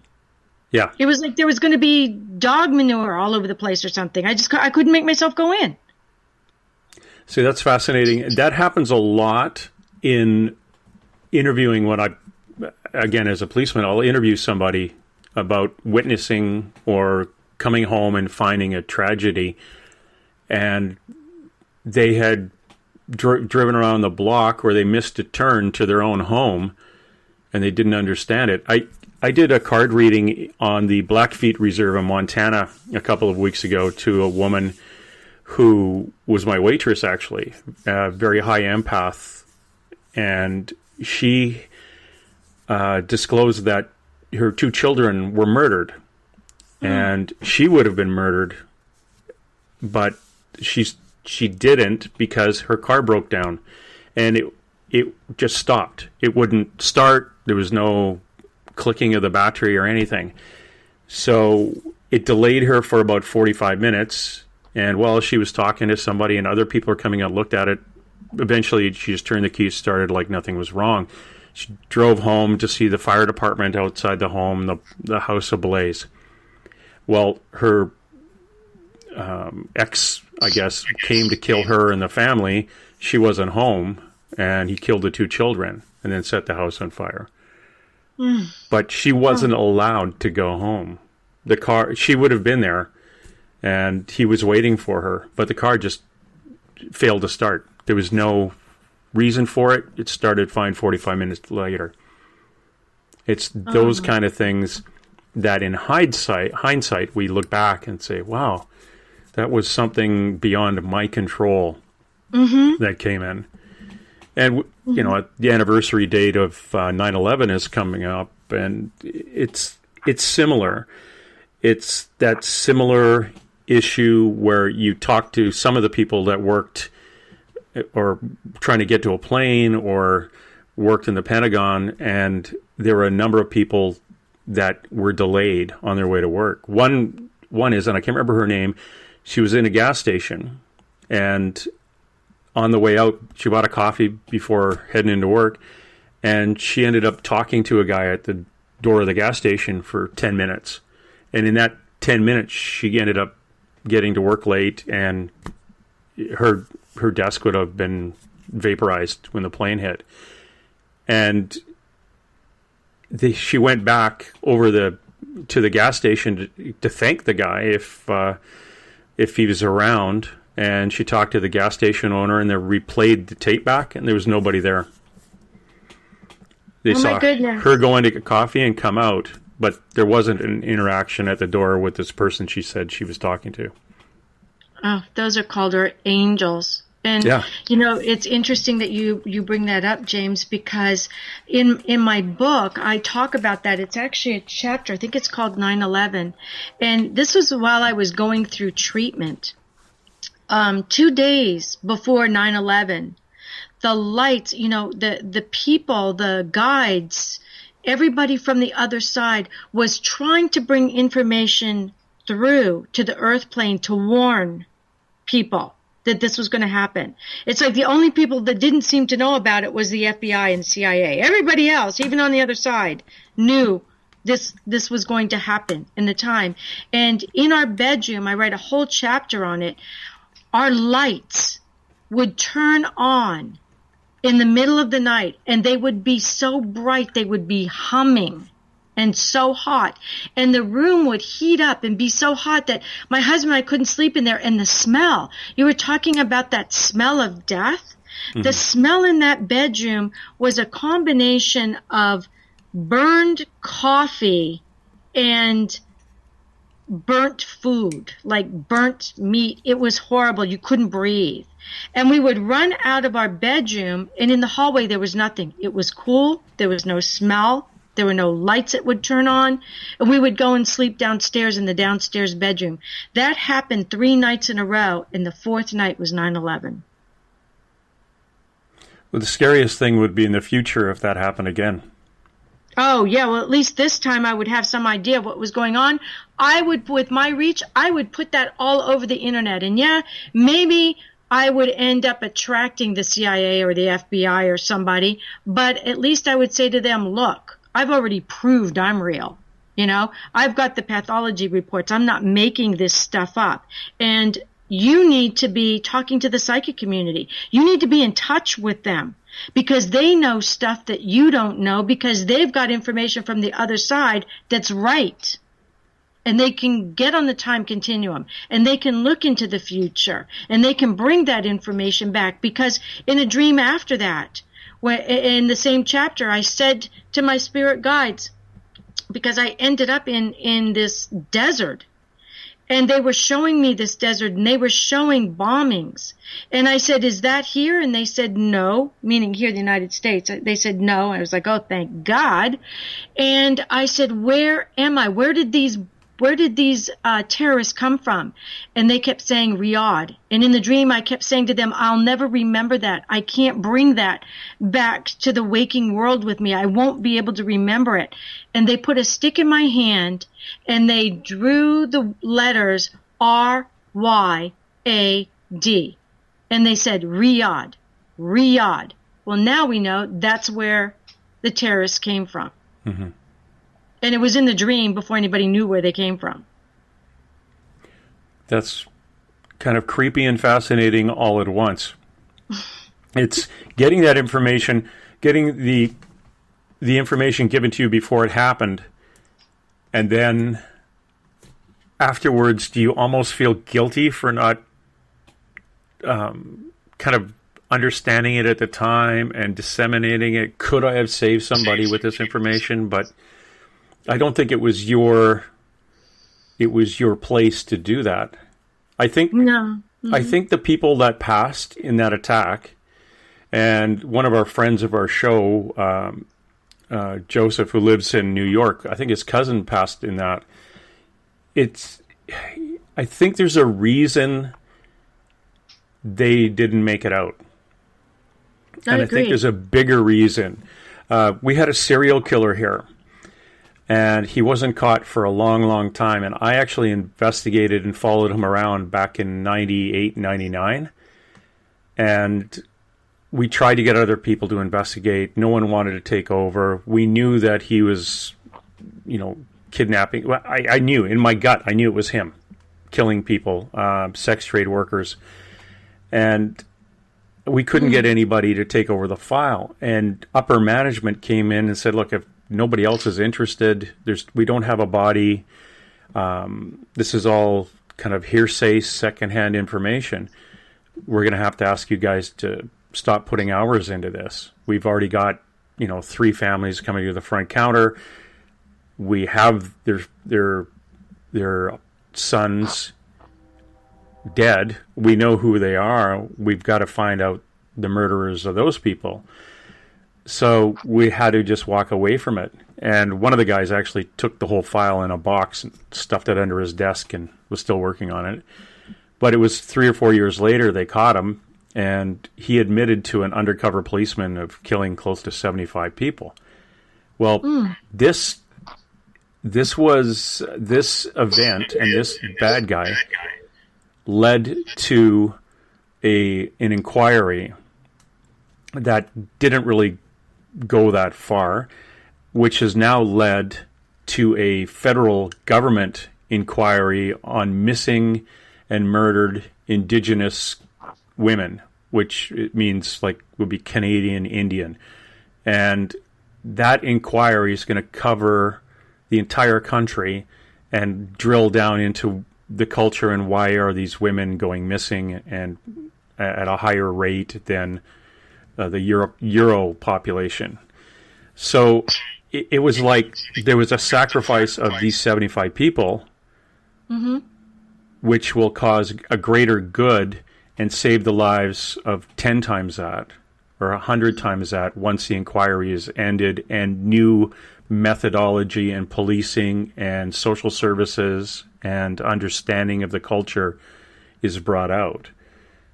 So it is kind of cruel to think that these people died as a result of the absolute horror and the amount of death it actually took to kick the media into pressuring the government and then the government bodies into pressuring itself. And that's what I think we need. And if you look in the 21st century, maybe it used to be if you killed 3 people in a paddle wheel accident, that was a big deal, and people would get up in arms over the paddle wheel. Now we're in a culture where you need to kill. That's a horrible way of saying it. There has to be a horrific death toll before it gets anybody's attention. Mm-hmm. Yeah. Looking at the high school shootings or the college shootings in the U.S., that keeps going on, or workplace shootings, but the death toll almost becomes irrelevant because we hear about them too often. So something really bad. Yeah, we've become numb as a society.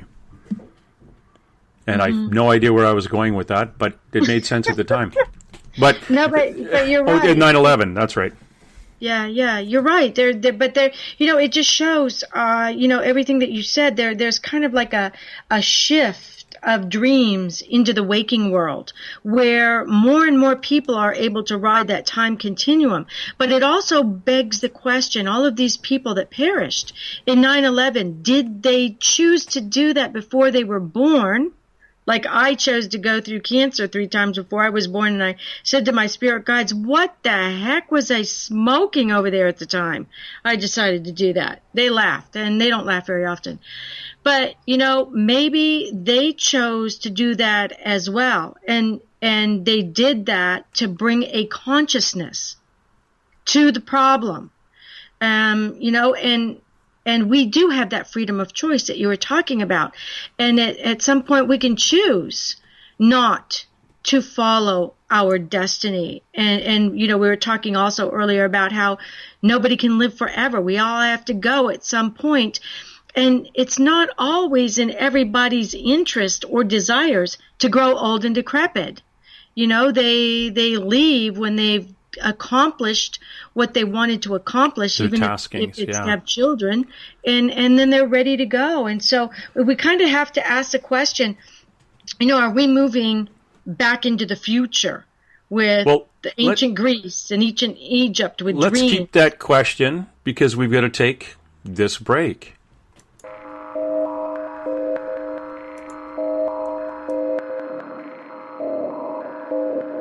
Hi there, this is Dave Scott, and I would like to invite you to listen Monday through Friday right here on Spaced Out Radio. 3 hours a night of the top stories with the top guests, ranging topics from UFOs to ETs, ghosts to Sasquatch, and everything in between. We are live every night, 9 p.m. Pacific, midnight Eastern. So come on in and take a listen at spacedoutradio.com. Spaced Out Radio will take you out of this world. Hi there, this is your psychic medium Joanna, and I would love it if you would join us every other Sunday on Spaced Out Weekend. With host James Tyson, we'll bring you personal psychic messages on 2 mediums and a large. Questions about love, life, career changes. We would love it if you would come and join us live. Call in and listen in for the experience. Allow us to open the doors to your other side. 2 mediums and a large. Heard only on Spaced Out Weekend at spacedoutradio.com. Looking for news beyond the mainstream news? Head to spacedoutradio.com and check out the SOR Spacewire. This is Spaced Out Radio's Eric Markham, news director for the SOR Spacewire. Daily, I will bring you intriguing stories and outlandish reports from what's going on around the world. UFO sightings, paranormal activity, conspiracies, alternative health, and so much more. And if you have news, email me at news@spacedoutradio.com. Attention Spaced Out Radio listeners. For only $5 a month, you can join Spaced Out Radio Space Travelers. Your membership at spacedoutradio.com will give you access to private fan area on the website, get you a monthly newsletter, draws for monthly swag, and a whole lot more. Sign up today to become a part of the Spaced Out Radio experience. Strange creatures lurking in the night, the sounds of wood knocking in the forest, odd happenings right out of a fictional world. These are the reports I love. Hi there, this is author Ronald Murphy, and I would love it if you join me and Spaced Out Radio host Dave Scott the second Wednesday of every month on our journey into the unknown land of cryptozoology at spacedoutradio.com. From Mothman to Frogman and everything in between. Hey, they don't call me the crypto guru for nothing. Greetings and salutations, space travelers, from the Chronicles of the Unknown team. What is Chronicles of the Unknown? I keep hearing about this thing. It's a new paranormal reality TV show based right here in beautiful British Columbia, Canada. Follow our team as we uncover claims of activity on the Caribou Gold Rush Trail. You can also follow us here every third Monday, where two members of our team will be available to answer your questions. We'll give you some equipment updates and some of our experiences on the road, right here on Spaced Out Radio. For over 40 years, the Purple Energy Plates have been delivering amazing results for their many customers. Inspired by the great genius Nikola Tesla, the harmony, healing, and energetic effects of the plates have proven over and over to be beneficial and often miraculous to thousands of customers. With their money-back guarantee and the many benefits, how can you afford not to get one? Check their site for daily specials and choose from their many energy products. You won't be sorry. Visit them today at purpleplates.com for mind, body, and spirit, and expect a miracle.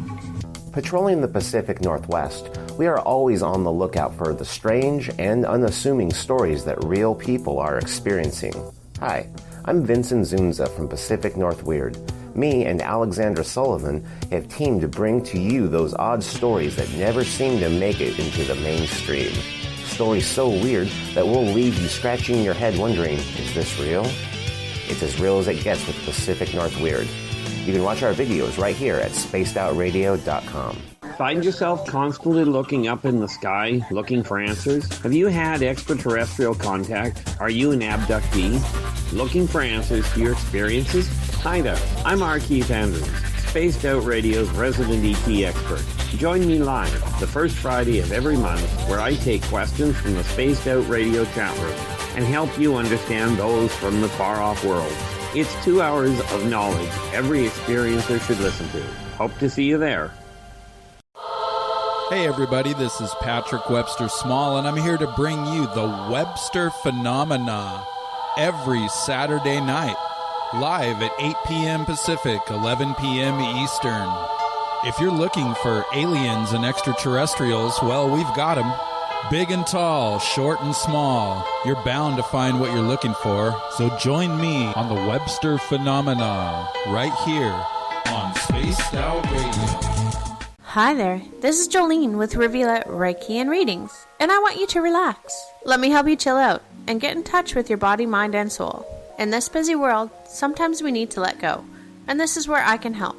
Visit my website, rivuletrr.wix.com/rivuletrr&r, or my Facebook page, Rivulet R&R, to set up an appointment for relaxation, Reiki, or readings, no matter where you are. It's time for you to make time for you.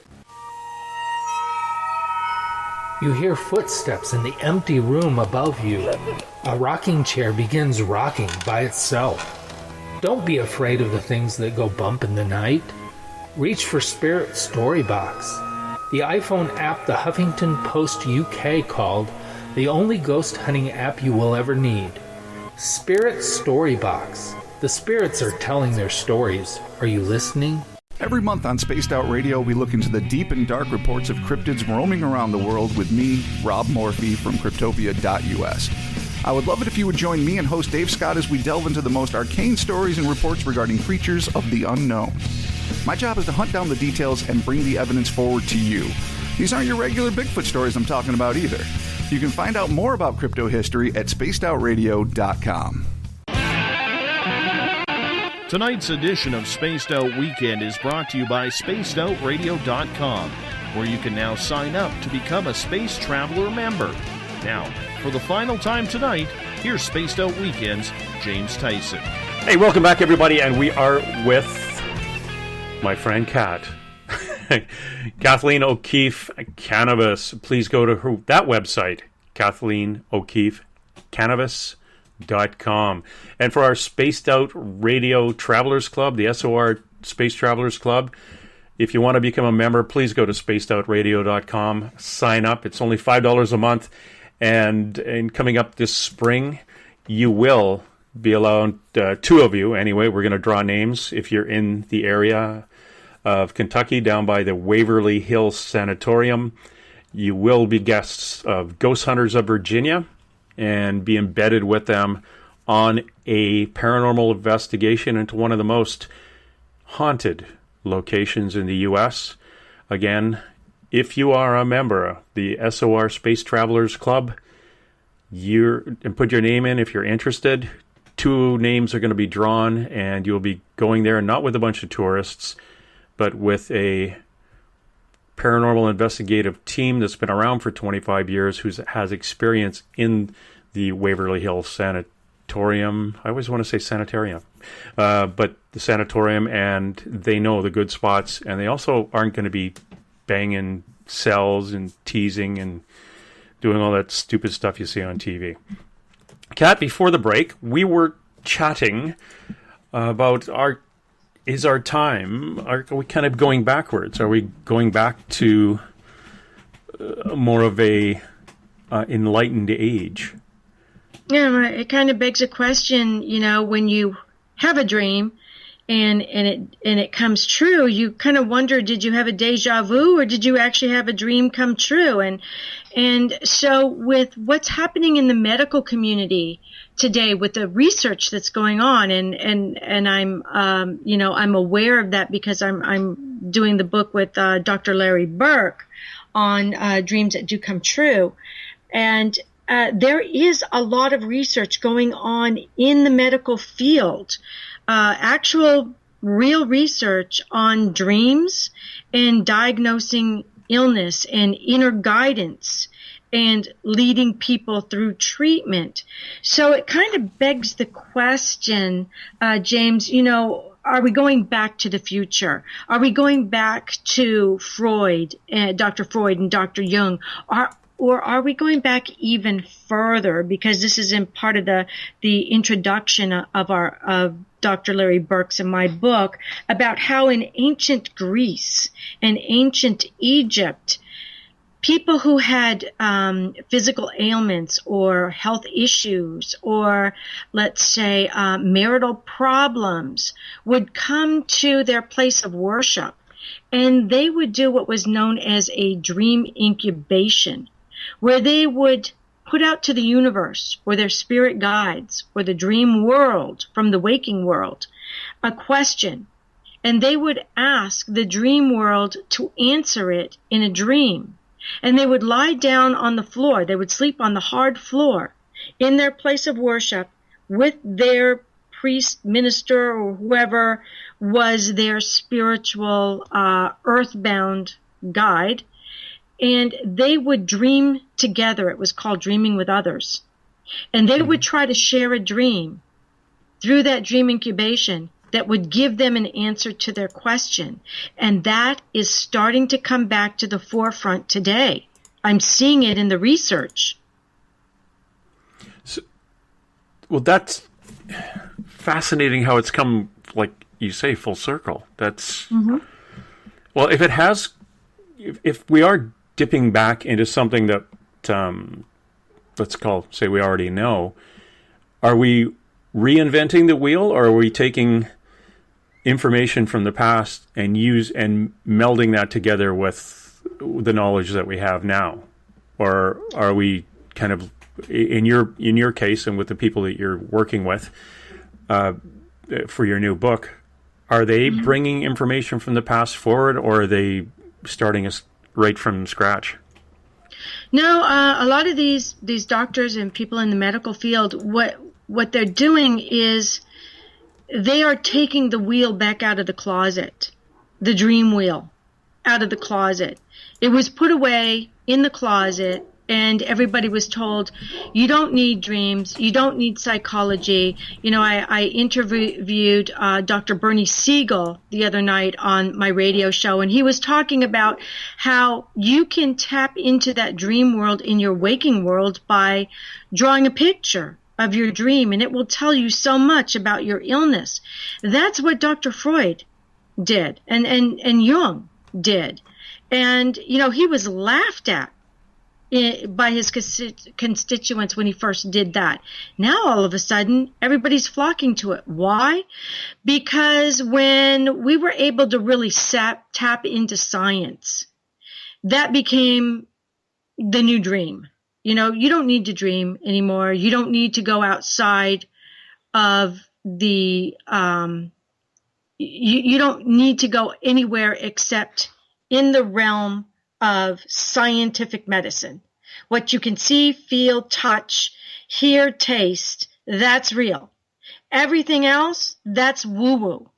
Well, all of a sudden, woo-woo is making a big comeback because woo-woo works. And it can be proven to work using scientific medical reports. So what's happening is there's this big shift, not so much as reinventing the wheel, but bringing the wheel out of the closet, hooking it back up to the car, and instead of just driving our car around on 3 wheels, we're now fully driving it around on 4. Mind, body, spirit, dreams. That's fascinating. We have seen it here on the West Coast. We see it in hospitals in Seattle, hospitals in Vancouver, British Columbia, where you come out of anesthetic or out of surgery and you're still in anesthetic and you're in the kind of holding area. And some nurses are doing raking, like aura raking. Reiki, yeah. No, not Reiki, but it's they rake the energy. It's like taking their hands over top of the person and pulling it and raking the energy off. And they find that when they do that to a patient, they come out of the anesthetic quicker, clearer, and without a hangover. Cool. And it's called energy raking. And that's the first I've heard of that, but I'm going to check on it. Yeah, it's fascinating, and and of course one of the places I first heard was going on was a Catholic hospital here, and thinking, oh, I'm sure, I don't know if that would be something the patients know, but yeah, they actually do. They do it, this energy raking thing. But of course, it is something that's not really out there, like publicly. Yeah. Primarily because of, you have all sorts of backgrounds of your patients, and they don't want you doing voodoo on them. Yes, exactly. Yes, they'd much rather you just let them die. Yeah, or I'm good with this anesthetic. I'll be out when I want, and yeah, this is good. And the headache, it's not a big deal. Yeah, and the vomiting. Let's not forget that part. Oh yeah, my that's gosh. A lot of fun. So, yeah, I found that it was amazing, and it's something that we're taking probably from long ago in the past when people are coming out of been unconscious or something, or coming out of a fever. People would do the raking on them to help them get out of that coma quicker, or come to a little quicker, get rid of the fever better. So, yeah, it's quite interesting. That's amazing. Yeah, I love it. I absolutely love it. I think it's great because we're not just body, James. We're mind, body, spirit. We're actually a spirit inhabiting a body. The body dies. It stays here. It goes into the ground, dust to dust. But our spirit, it returns to that ocean of gnosis or wherever we were before we were born. We go back home. Yeah. Have you ever had a past life regression? I've had them in dreams. Your dreams can actually, because you're on the time continuum again, you can go back into your past lives and you remember them in dreams. You remember people. You see people in your dreams and you suddenly go, oh my gosh, I know that person now. They live 3 doors down from me. Because we often reincarnate in family groups or friend groups. So yeah, I have done that. Yeah, I actually had one done. I went to it because I was curious as a kid, and in dreams. I was quite comfortable in knowing a lot about World War II fighter planes. Mm-hmm. And my dad was a gunner in a B-25 Mitchell connected to the RAF during World War II. And was, they would fly over France and deal with missions over there. But I thought I got all this information from aircraft from my dad, and thinking after he passed away, he never talked about it. Very, very seldom talked about anything, specifically fighter planes. So I'd always thought I was a fighter pilot, maybe in the RAF or something. Well, I had a past life regression. Ends up I was a fighter pilot for the Luftwaffe. No. And I went back and I found the city I was from, and I got the letters for it. I never heard of this place. It's called Freiburg, but I got all the letters for it. I know Freiburg. And I went back, and in my dream I had these two roads coming up from the bottom and to this place coming out of France to the city, and three coming down, and this center of the city was bombed out. And I was a refugee with many other refugees coming home, all disheveled in my uniform. And my mother lived in the suburbs, so I walked over there, and I ended up living with my mother, never marrying, and dying of a respiratory disease from smoking later. But I looked it up on the map, and for the picture I saw in my head during the regression, I went back, looked at it, and it was there, had all the letters in it, except there were 4 roads coming in from the top and not 3. But the furthest one on the left, which would have been the furthest one on the west, wasn't there in 1945.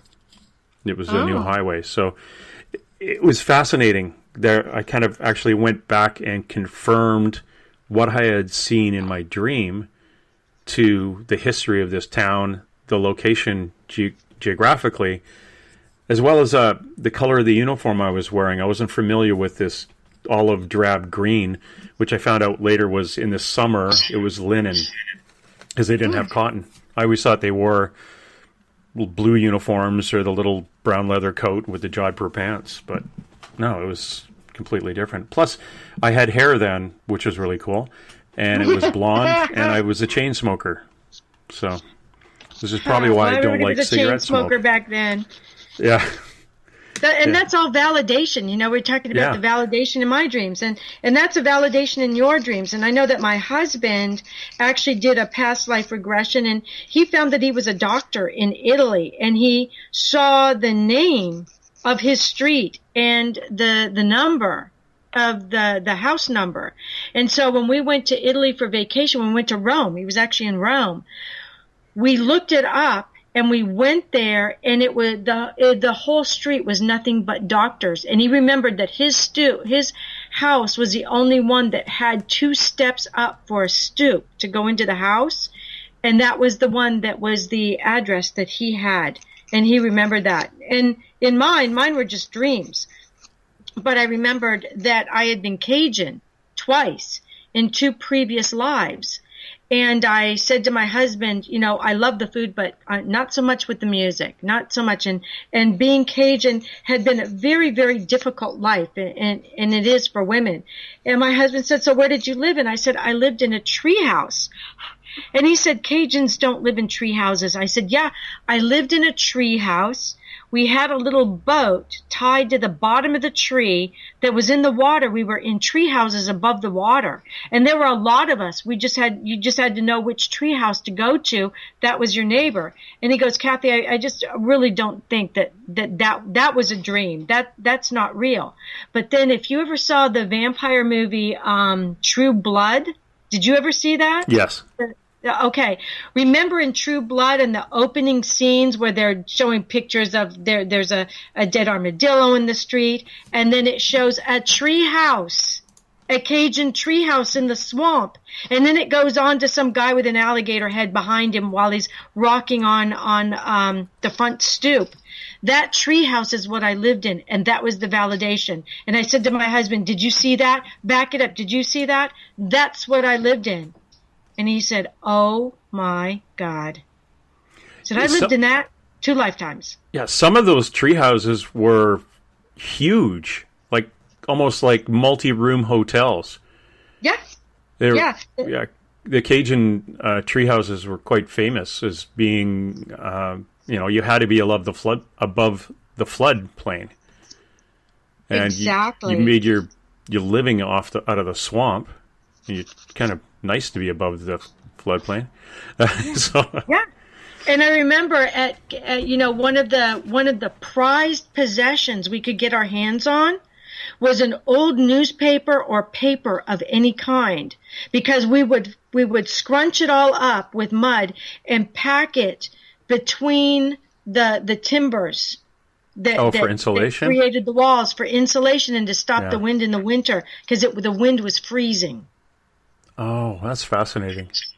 Yeah, I remember that. It was really cold. The wind would just whistle through there, and you had to be really careful when you went down the tree trunk, which it was, there was a ladder where you went down, because there were always alligators hanging around your little boat.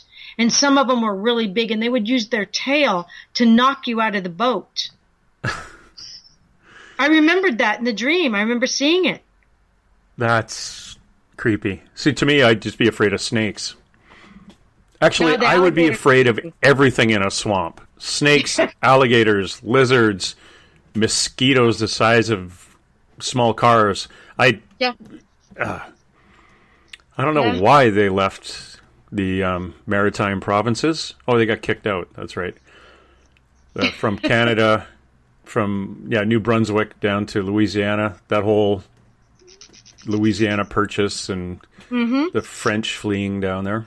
But and they were safe. Nobody would go into those swamps to try and find them. If you didn't know where they were, you couldn't find them. Oh, yeah. And nobody looks up. So you'd be boating around there. Exactly. They don't look up. They're really camouflaged well. And you kind of watch for that little boat, which is tied very loosely around the bottom of the tree trunk so that it can rise and fall with the water line. Yeah. There's still people living in tree houses down there, too. Yeah, that's what I saw when I saw that tree blood. It was like, there it is. That's my old house. That's what I... Yeah, I just Googled Cajun treehouse, and there's a tree mansion down there. And it looks like a full-on mansion, like 30 rooms. Looks huge, absolutely huge. Robinson Crusoe, huh? Yeah, no kidding. Robinson Crusoe. Or Gilligan. Yeah, that's it. Yeah, Gilligan. That's it. Yeah. Oh my gosh. Your book is it into its second printing yet, or are you still running on your first? I've only got probably maybe about 100 books left, and I was waiting. I've been waiting and waiting because I wanted to win the Nautilus Book Awards. I was anxiously awaiting that, which just happened. It just came out. So now with the second printing, I can put all my awards on the books, but especially that Nautilus Award, which is, so prestigious, along with the International Book Award. That was a great one too, because my book came in above everybody else's books in 130 countries. So sweet. That was really great. So I can put those awards now on the cover of my book. And so I'm very proud about that. And I think we were talking earlier, before we started the show, that the Nautilus Book Awards has asked me to actually host their video radio show, the Nautilus Book Awards Spotlight, where we're going to have the winners from 2016 on my Kat-Kanavos show. And some of them are incredible authors. I think the Dalai Lama won an award, and Deepak Chopra won an award this year. He won a silver, and so it's going to be an awesome show. I'm really looking forward to that. He's going to be so upset he only won a silver. His wife actually is from where I live here, so we never get... I said, I'd like to interview his wife. No, she doesn't give interviews without Deepak. Okay, I'd like to interview Deepak. Well, no, you can't interview him. It's like, for crying out sakes. That's called the catch-22. Yeah, I know. It's like, who are you? No, James. Yes, he'll be in your neighborhood next week, but don't talk to him. Oh, for crying out loud. If I have another restraining order. No, I don't. I'm kidding. It's well over with. What? Oh, I was going to ask you something else. Here's me taking an interview completely sideways. Tell me about your radio show. Well, it's actually a video radio show, and it's with New Earth International, and it's on Monday nights from, it's live. It is a live show, and it's video, so I always tell my guests, no curlers in your hair, no picking your nose, because the world's going to see you. It's 30 minutes, and it's on New Earth International, and you can see my past shows on the Kanavos Show on Facebook. You can go there, and also my regular Facebook page, Kathleen O'Keefe-Kanavos. You can go there and see the articles that I wrote from those shows and posted them all over the place, including Women's Voices magazine, which is now part of Biz 360. So I do that show at 5, live at 5 Pacific time, which is 8 o'clock Eastern Standard Time. And what you do is you just go to the Kanavos Show Facebook page, click on the link I've got there, and it takes you to the website page, and you click on the big yellow button, and boom, you get to watch it on your laptop or your phone or wherever you want to watch it, and it's live. So it's always a lot of fun because there's no, you can't say, oh, we can edit that. No, there's no editing. It is what it is. Oh, I would love to do a show that isn't on from midnight or 1 o'clock till 3 o'clock in the morning in the East. Well, I want you to come on my show. I'd love to have you come on my show and talk about something that I'm not sure a lot of other people have pursued, and that's the spiritual side. We kind of touched on it. The spiritual side to being in the police force. You've got to have that inner guidance. You've got to be able to speak with that inner guidance when you're up against a wall and you're trying to find a murderer. You have to pay attention to those inner voices. Luckily, we don't have to catch a lot of murderers.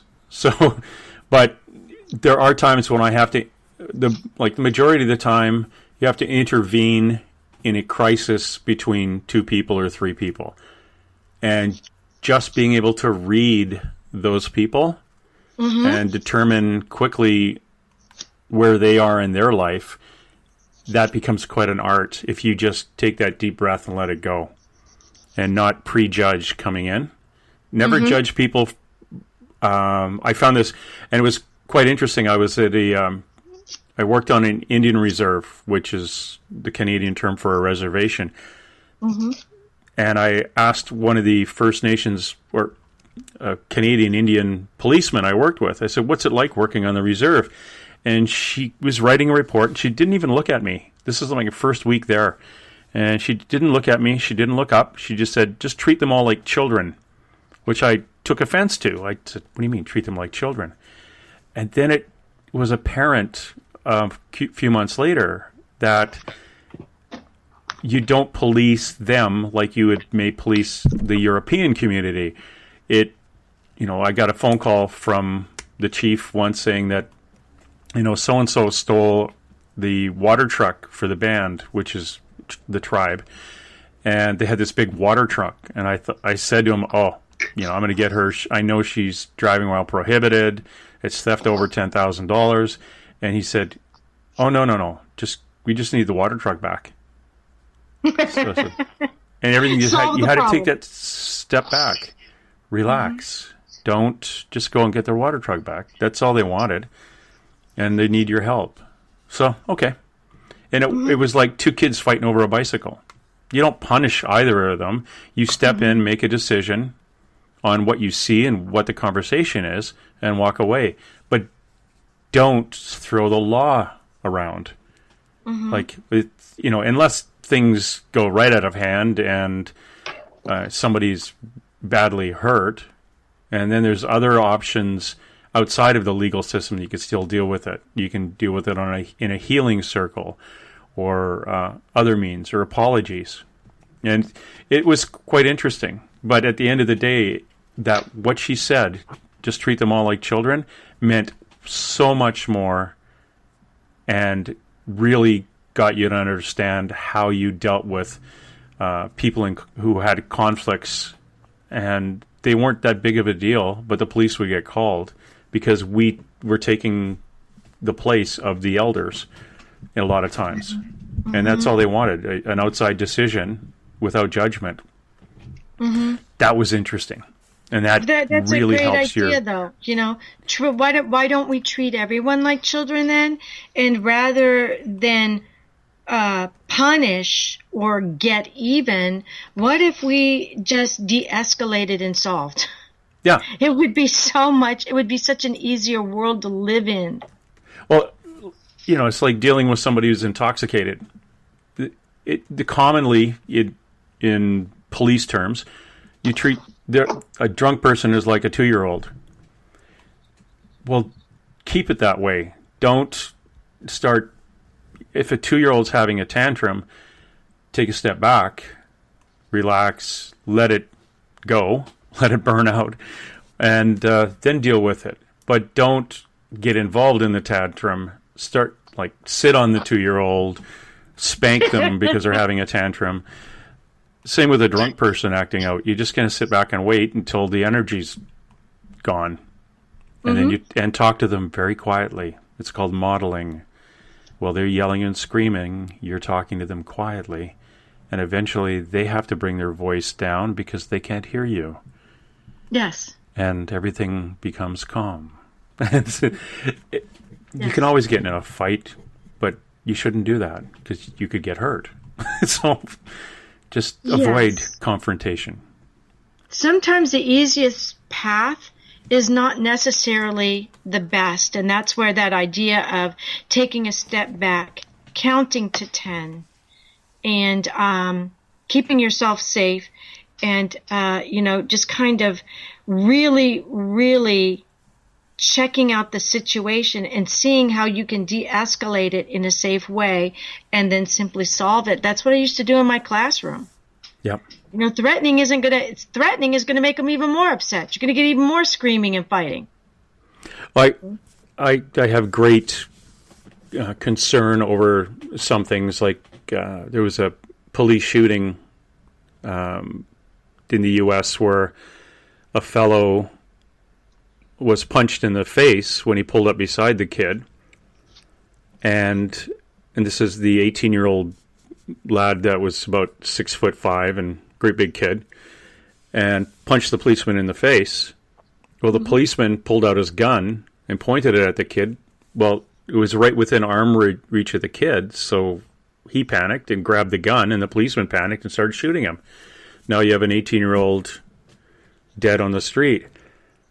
In my training, and we look at it from up here going, well, there's time and distance is your best friend. If a guy punches you in the face and you're driving a car, drive 50 feet ahead of yourself, stop and get out and say, why did you do that?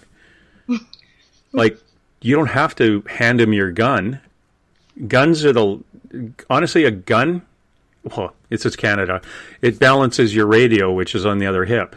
It's like, sure, there are times when, it's necessary, but they're very few. But time and distance. Take a deep breath, back away, assess, relax. Listen to that inner voice that says, you should really run away now. Or, yeah, like that. No, yeah, it's exactly. It's like remove yourself. Teaching people not to chase stolen cars. As a policeman, you go, yeah, I'm behind a car. He's not pulling over. It's stolen, and you say, okay, let him go. But I said, is it your car? No. Is it insured? Yeah. What's the car worth? It's an old beater worth about $500. Let it go. If you keep chasing it, it could go through a red light and kill a family. It's not worth it. It's just, but it's that adrenaline that the young cop gets, and you're going, no, I gotta catch him. Why? I don't know, but they do it on TV. It's like, leave it alone. It's a car. The car chases. You've got to open every movie with one of those. Yeah, that and a big shootout for no apparent reason. And then the guys don't, and the police get involved, and they just go home and don't do any paperwork. Where here you'd get your gun taken away, and you'd be on admin for 6 weeks while they investigate you for murder. So do a homicide investigation and justify your shooting. But it's like, really? These guys just shoot up places and go home? Anyway, now you're interviewing me. Stop that. I want this interview so I could put it on too. Yeah, we'll do it 2 in 1. Quit that. Now you've beaten breast cancer. I guess I think your lesson has been learned. So I'm guessing you're not going to be running into it again. No, I don't think so, because I had a dream that pretty much told me that. And after the third one, it was 5 years after the third breast cancer had been found. And I had this dream. I hated the dream, but I couldn't wake myself up. And it was like a nightmare. I was in the infusion room in the Dana-Farber. And I had on my little Johnny robe and, that ties in the back, all that stuff so your butt hangs out. Hate that thing. And I'm walking down this white hallway, and I have a bag of chemotherapy in my left hand. And I have a needle connected to it, that great big ass needle. And I'm walking around looking for somebody to help me get the needle in. I've been trying to get it in my arm and it won't go in. And I see a monk standing at the end of the hallway. So I walked down to the monk and I said, excuse me, can you help me? I think it's about time, because it's been 5 years and I can't get this needle in. And the monk puts his hands out, and I put the bag in one hand and the needle in the other hand, and I'm standing there with my arm out waiting, which I've got this horrible needle phobia anyhow. And this trash can appears by his foot, and he steps on the lever, the top opens up, he drops the bag and the needle into the trash can, and when the top comes down and closes, I wake up. That's a clue. Yeah, I think that was a clue. That was a clue. Oh, that's fascinating. I think the coolest thing is that monk is probably so impressed with the trash can that opens on a foot lever. But these modern things. The symbolism in a dream is one thing, but the types of dreams that you're getting are, you don't have to be hit over the head with it. They're pretty plain now. I think you probably started off younger with a lot of symbolism, and it just, was taking longer and taking longer. And now you're at a point now where, here it is. This is what we're going to do.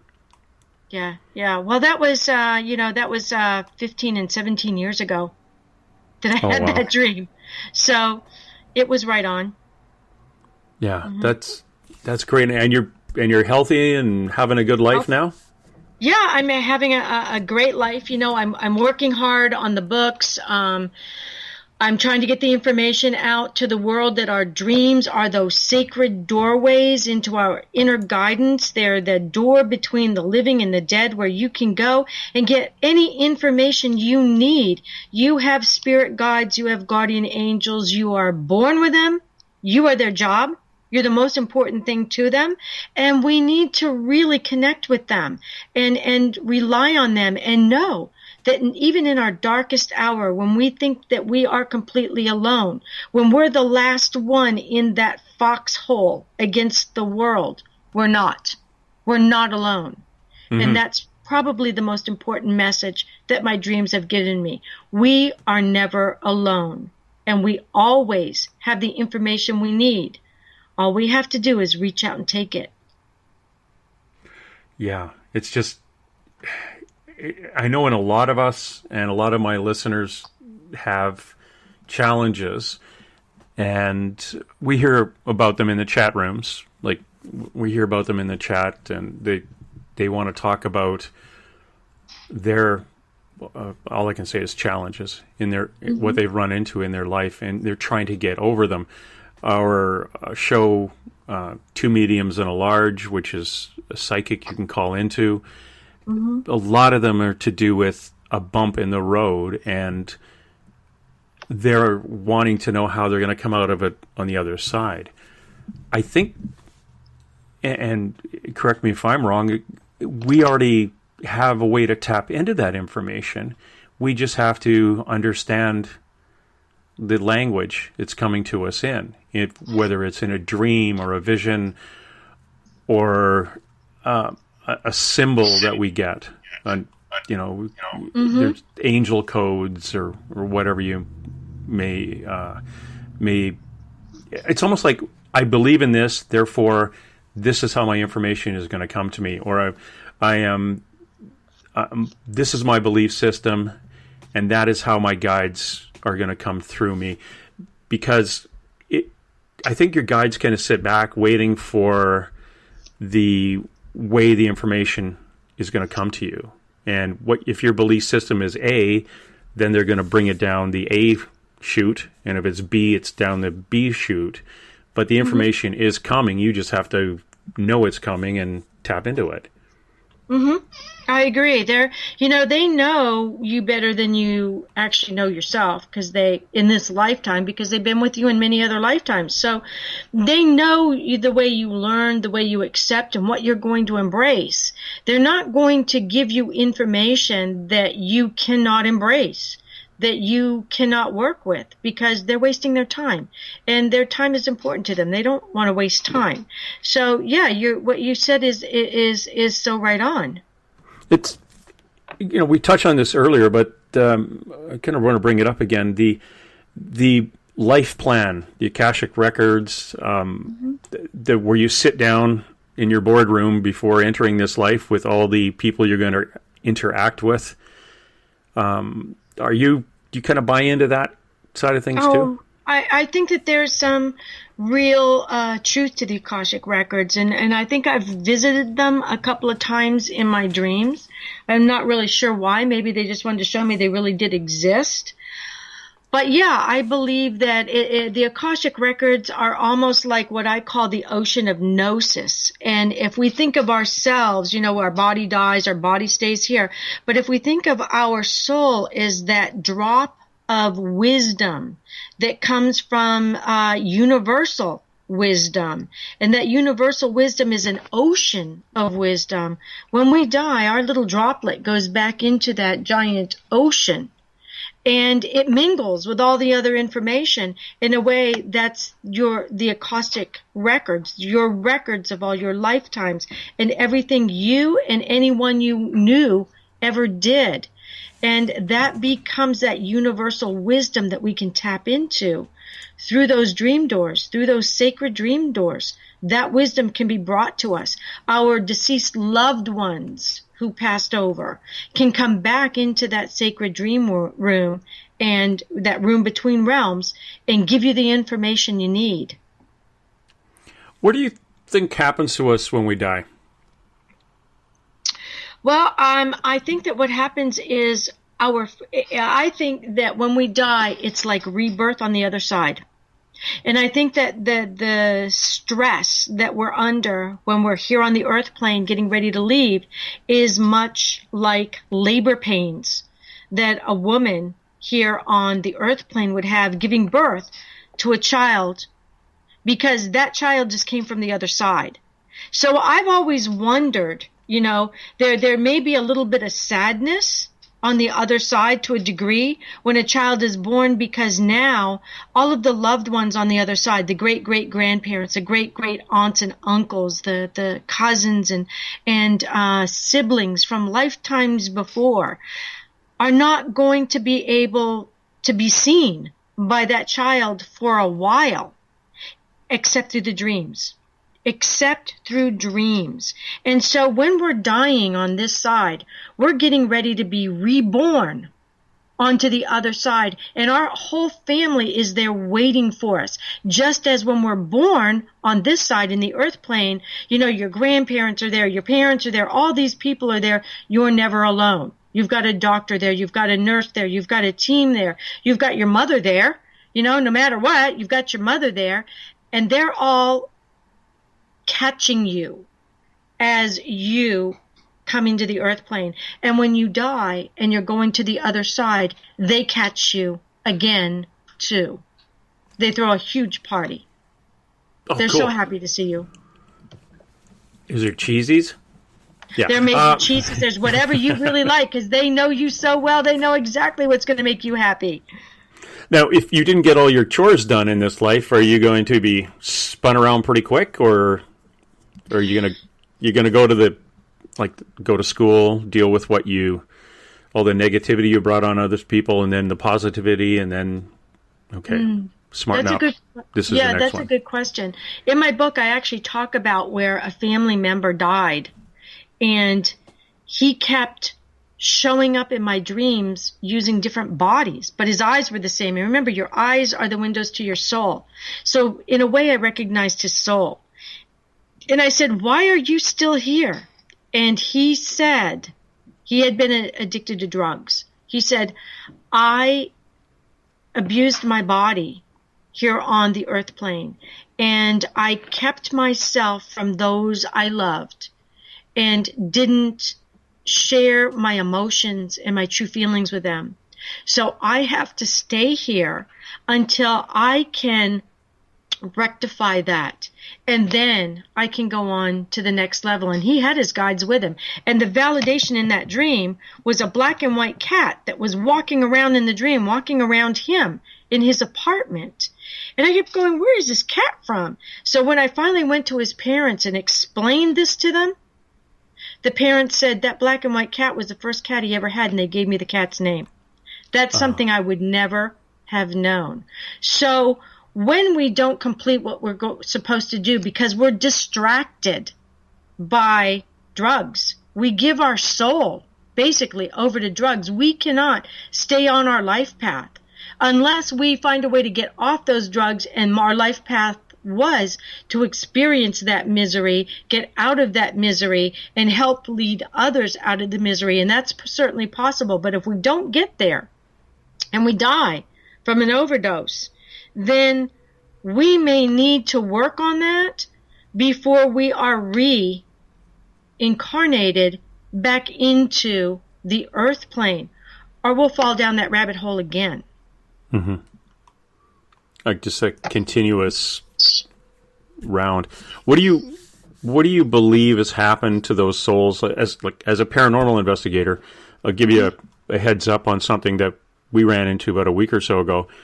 Was a home that is so active with spirits. They have a little, almost 4-year-old boy who, he keep jumping into mom and dad's bed at night because there's a lady in his bedroom, or a man in the bedroom, or a whole lineup of people wanting to come into his bedroom, and it's kind of freaking him out. Actually, freaking mom out a lot more. But his grandmother is a psychic that helps police. His dad is psychic. His mother, we identified her as being from a sensitive family. This little kid's a lightning rod for every wandering soul in the area. What do you think? Why do you think they're still wandering? They haven't, quote unquote, crossed over. What is your opinion on those energies? Well, there's a couple of them. First of all, sometimes people don't know they're dead. Yeah. They don't realize that, and I discussed that in the chapter in my book on 9/11. Some of those people didn't know they were dead. It just happened so quickly. It's like they got knocked out, and when they woke up and stood up, things were different, but they couldn't figure out what it was because remember, we're spirited. So their mental, their spirit, what they understood to be, they were like in a dream state, mm-hmm.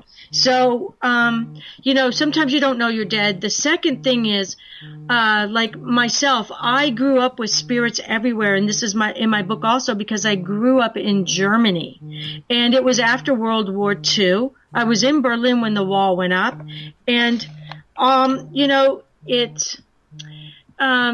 sometimes when you are that lightning rod, as you called it, you do attract people who, for whatever reason, maybe they didn't know they were dead, now they figured it out, but they don't know how to get over to the other side. And they're going to be attracted to that energy where the veil is the thinnest. And psychics can go between that veil very easily, and they're hoping to hitch a ride. That happens a lot in hospitals. When people are getting ready to pass over and they're in a hospital, they'll start seeing people in their rooms. Now, some of those people are family members getting ready to help them birth to the other side. But some of those other people are people who died in the hospital, don't know how to get to the other side. Maybe they see their spirit guides, but they don't want to believe that that's what they are. They're afraid. They're looking for somebody else who's getting ready to pass over, and they're going to hitch a ride over with them. Oh, okay. We get a lot of children that are having crossed, and a lot of times I've been told this was I thought was fascinating that if you can imagine a young child passing and having a loved one come through, well, if it's a young child, your parents are still alive, the grandparents are still alive, maybe it's a great-grand aunt that steps forward. Well, you have no idea who this lady is. And it's like that whole stranger danger. I'm not going with you. Yeah. And there's that time, there's that little piece of time. They have that door open, and again, they're not supposed to influence free will.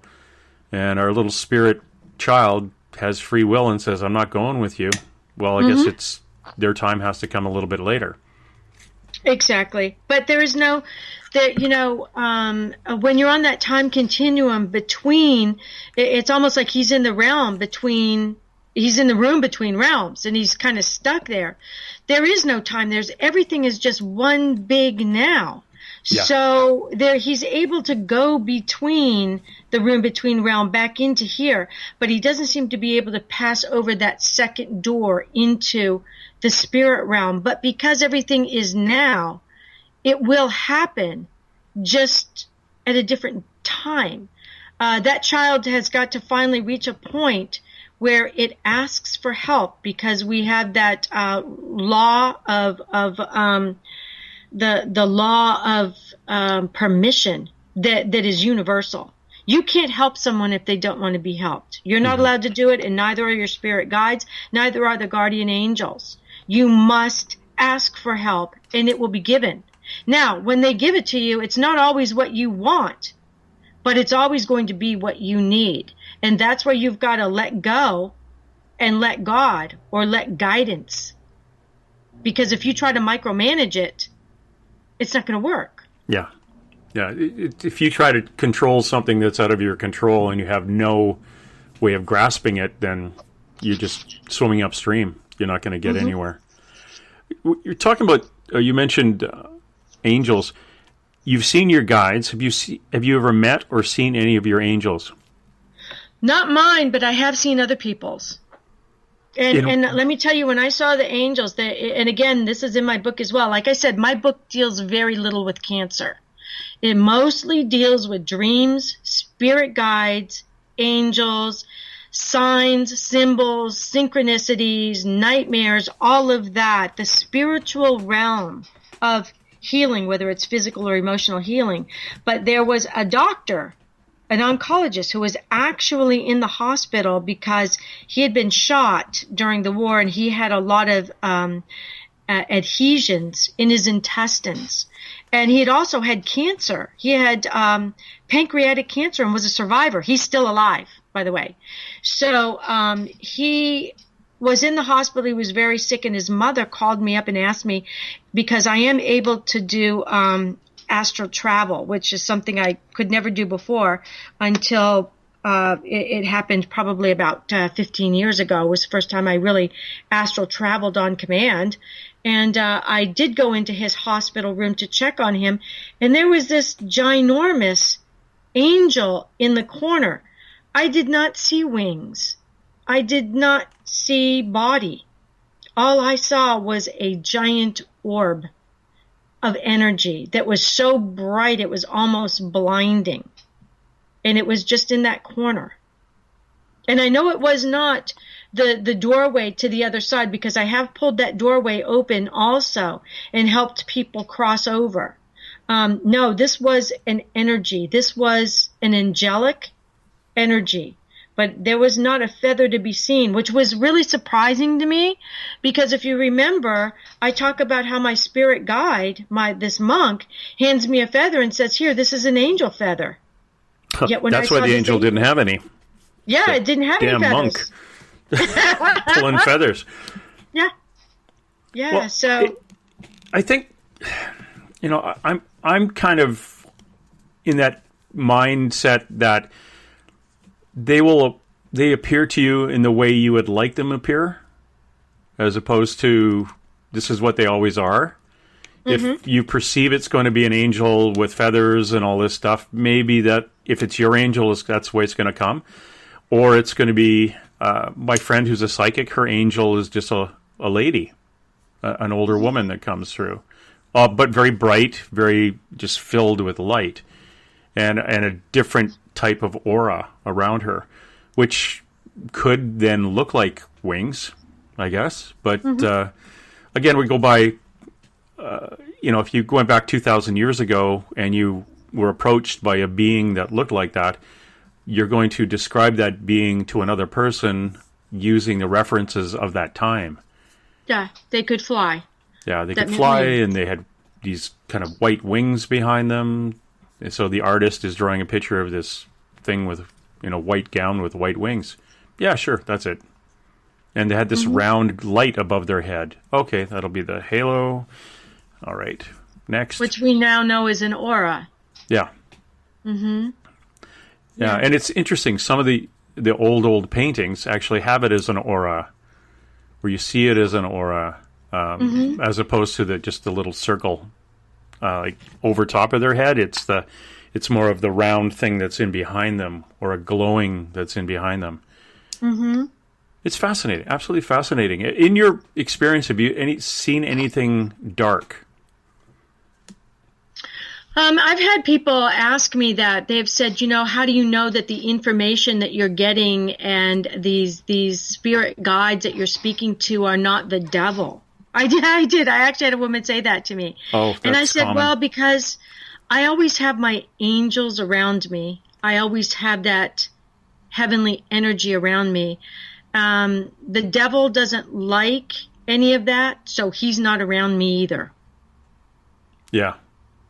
I don't think he's going to come calling. I believe, that light and the angelic realm and heavenly anything is so much stronger than the dark, because if you think about it, if you take a dark little box that has no light penetrating it at all, and you open it up in a room with light, suddenly it's not dark anymore, right? Mm-hmm. But if you go into the darkest cave, the darkest, deepest, blackest cave, and you strike a little tiny match, suddenly that cave's not dark anymore. And that's why light is stronger than dark. Yeah, I totally agree. And I had a reading from a friend of mine who said that there was, I may end up in a dark spot in the future here, but the light that I bring into it is much stronger than the dark, and not to worry about it. So, okay. I could see that, some of the paranormal stuff that I'm doing, but... Well, I would think of that kind of as, not preaching to the choir, where you're going out and you're doing work where you dare to not preach to the choir. And that's the real challenge. That shows that you're not just talking the talk, you're walking the walk. And so, there is going to be some dark. And I do that all the time. And sometimes I'm attacked for it. People will become angry. They'll say, oh, you're doing the devil's work. And I understand what they're coming from, because when Lucifer fell, he didn't fall alone. But that doesn't mean that whoever's listening right now, does not have spirit guides and guardian angels that are so strong that dark cannot exist around you. It's not going to come looking for you. It's going to go looking for something easier. Somebody who wants to snatch purses and has a choice between somebody who looks like an easy mark and somebody who's not, that's really confident in themselves, is wearing their purse properly over their body, and it's going to be hard, it's going to go for the easy person. Don't be an easy dark mark. Correct. Yeah, I've always said that, and in my work, the ones that are the people whose energy is the lowest, they're the ones who are, troubled by demons, really. Mm-hmm. The voices, and they can't get a foot up in life because they're continually being pulled down, all based on something they did when they were younger, opening, allowing addiction, allowing, hate to take over. Jealousy, ego, just pulls them right down. Yeah. There comes a point where you just have, sometimes you can't you really can't rationalize those kinds of things. You can't work through them necessarily with steps. All you can do is look at them and say, get thee behind me, just like Christ did, and just keep moving. Just get thee behind me. Just keep swimming. Do you believe that once we've crossed over, we can actually come back? We have a choice so you can go hang out with your grandkid? I believe that. I believe children can see, because children haven't learned yet. We haven't taught them that seeing passed over loved ones is impossible. So when they see them, they know they're there. It's after we condition them to shut off that part of their mind that is so much an important part of life that they stop seeing those passed over loved ones, except maybe in a dream when they're not as left-brained anymore. But yes, I believe that when we are in crisis, our loved ones get permission on the other side to come and help us, whether we see our mother or father in a distant crowd turn around and look at us and smile and then disappear, or we see them in our dreams where they say, you're going to be just fine, or they give us direct information, don't do this, do this. Yes, absolutely, they do. We can come back. Good, because I've got a ton of stuff I haven't done yet. We've been talking to Kathleen O'Keefe-Kanavos, our very famous, I was going to say Italian, or not Italian, Irish Greek lady. But I could talk to you for hours, but unfortunately we're kind of at that point now where it's time. It's time to let you go and continue with your life in stormy Cape Cod. But I really appreciate it. And please go to her website, Kathleen O'Keefe-Kanavos.com. And if you get a chance, she's only got 100 of them left, but buy her book and tell us what your book is and where you can get it, Kathleen. My book is Surviving Cancerland, just like Alice in Wonderland. Surviving Cancerland, Intuitive Aspects of Healing. It's available on Amazon. It's available in Barnes & Noble. And you can also go It's our last goodbye. Young hearts will stop. Torn souls set free. All that we have is now. If this is what you want, then come to me.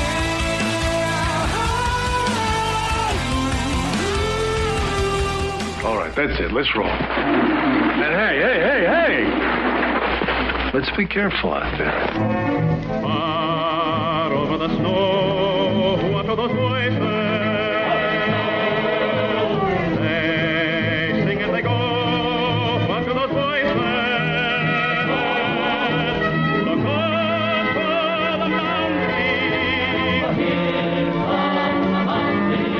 Speak up, somebody hide, somebody better hide on through the hill, like a pack of angry wolves on the trail. Dead or alive, we are out to get you, dead or alive. And forget your ghost.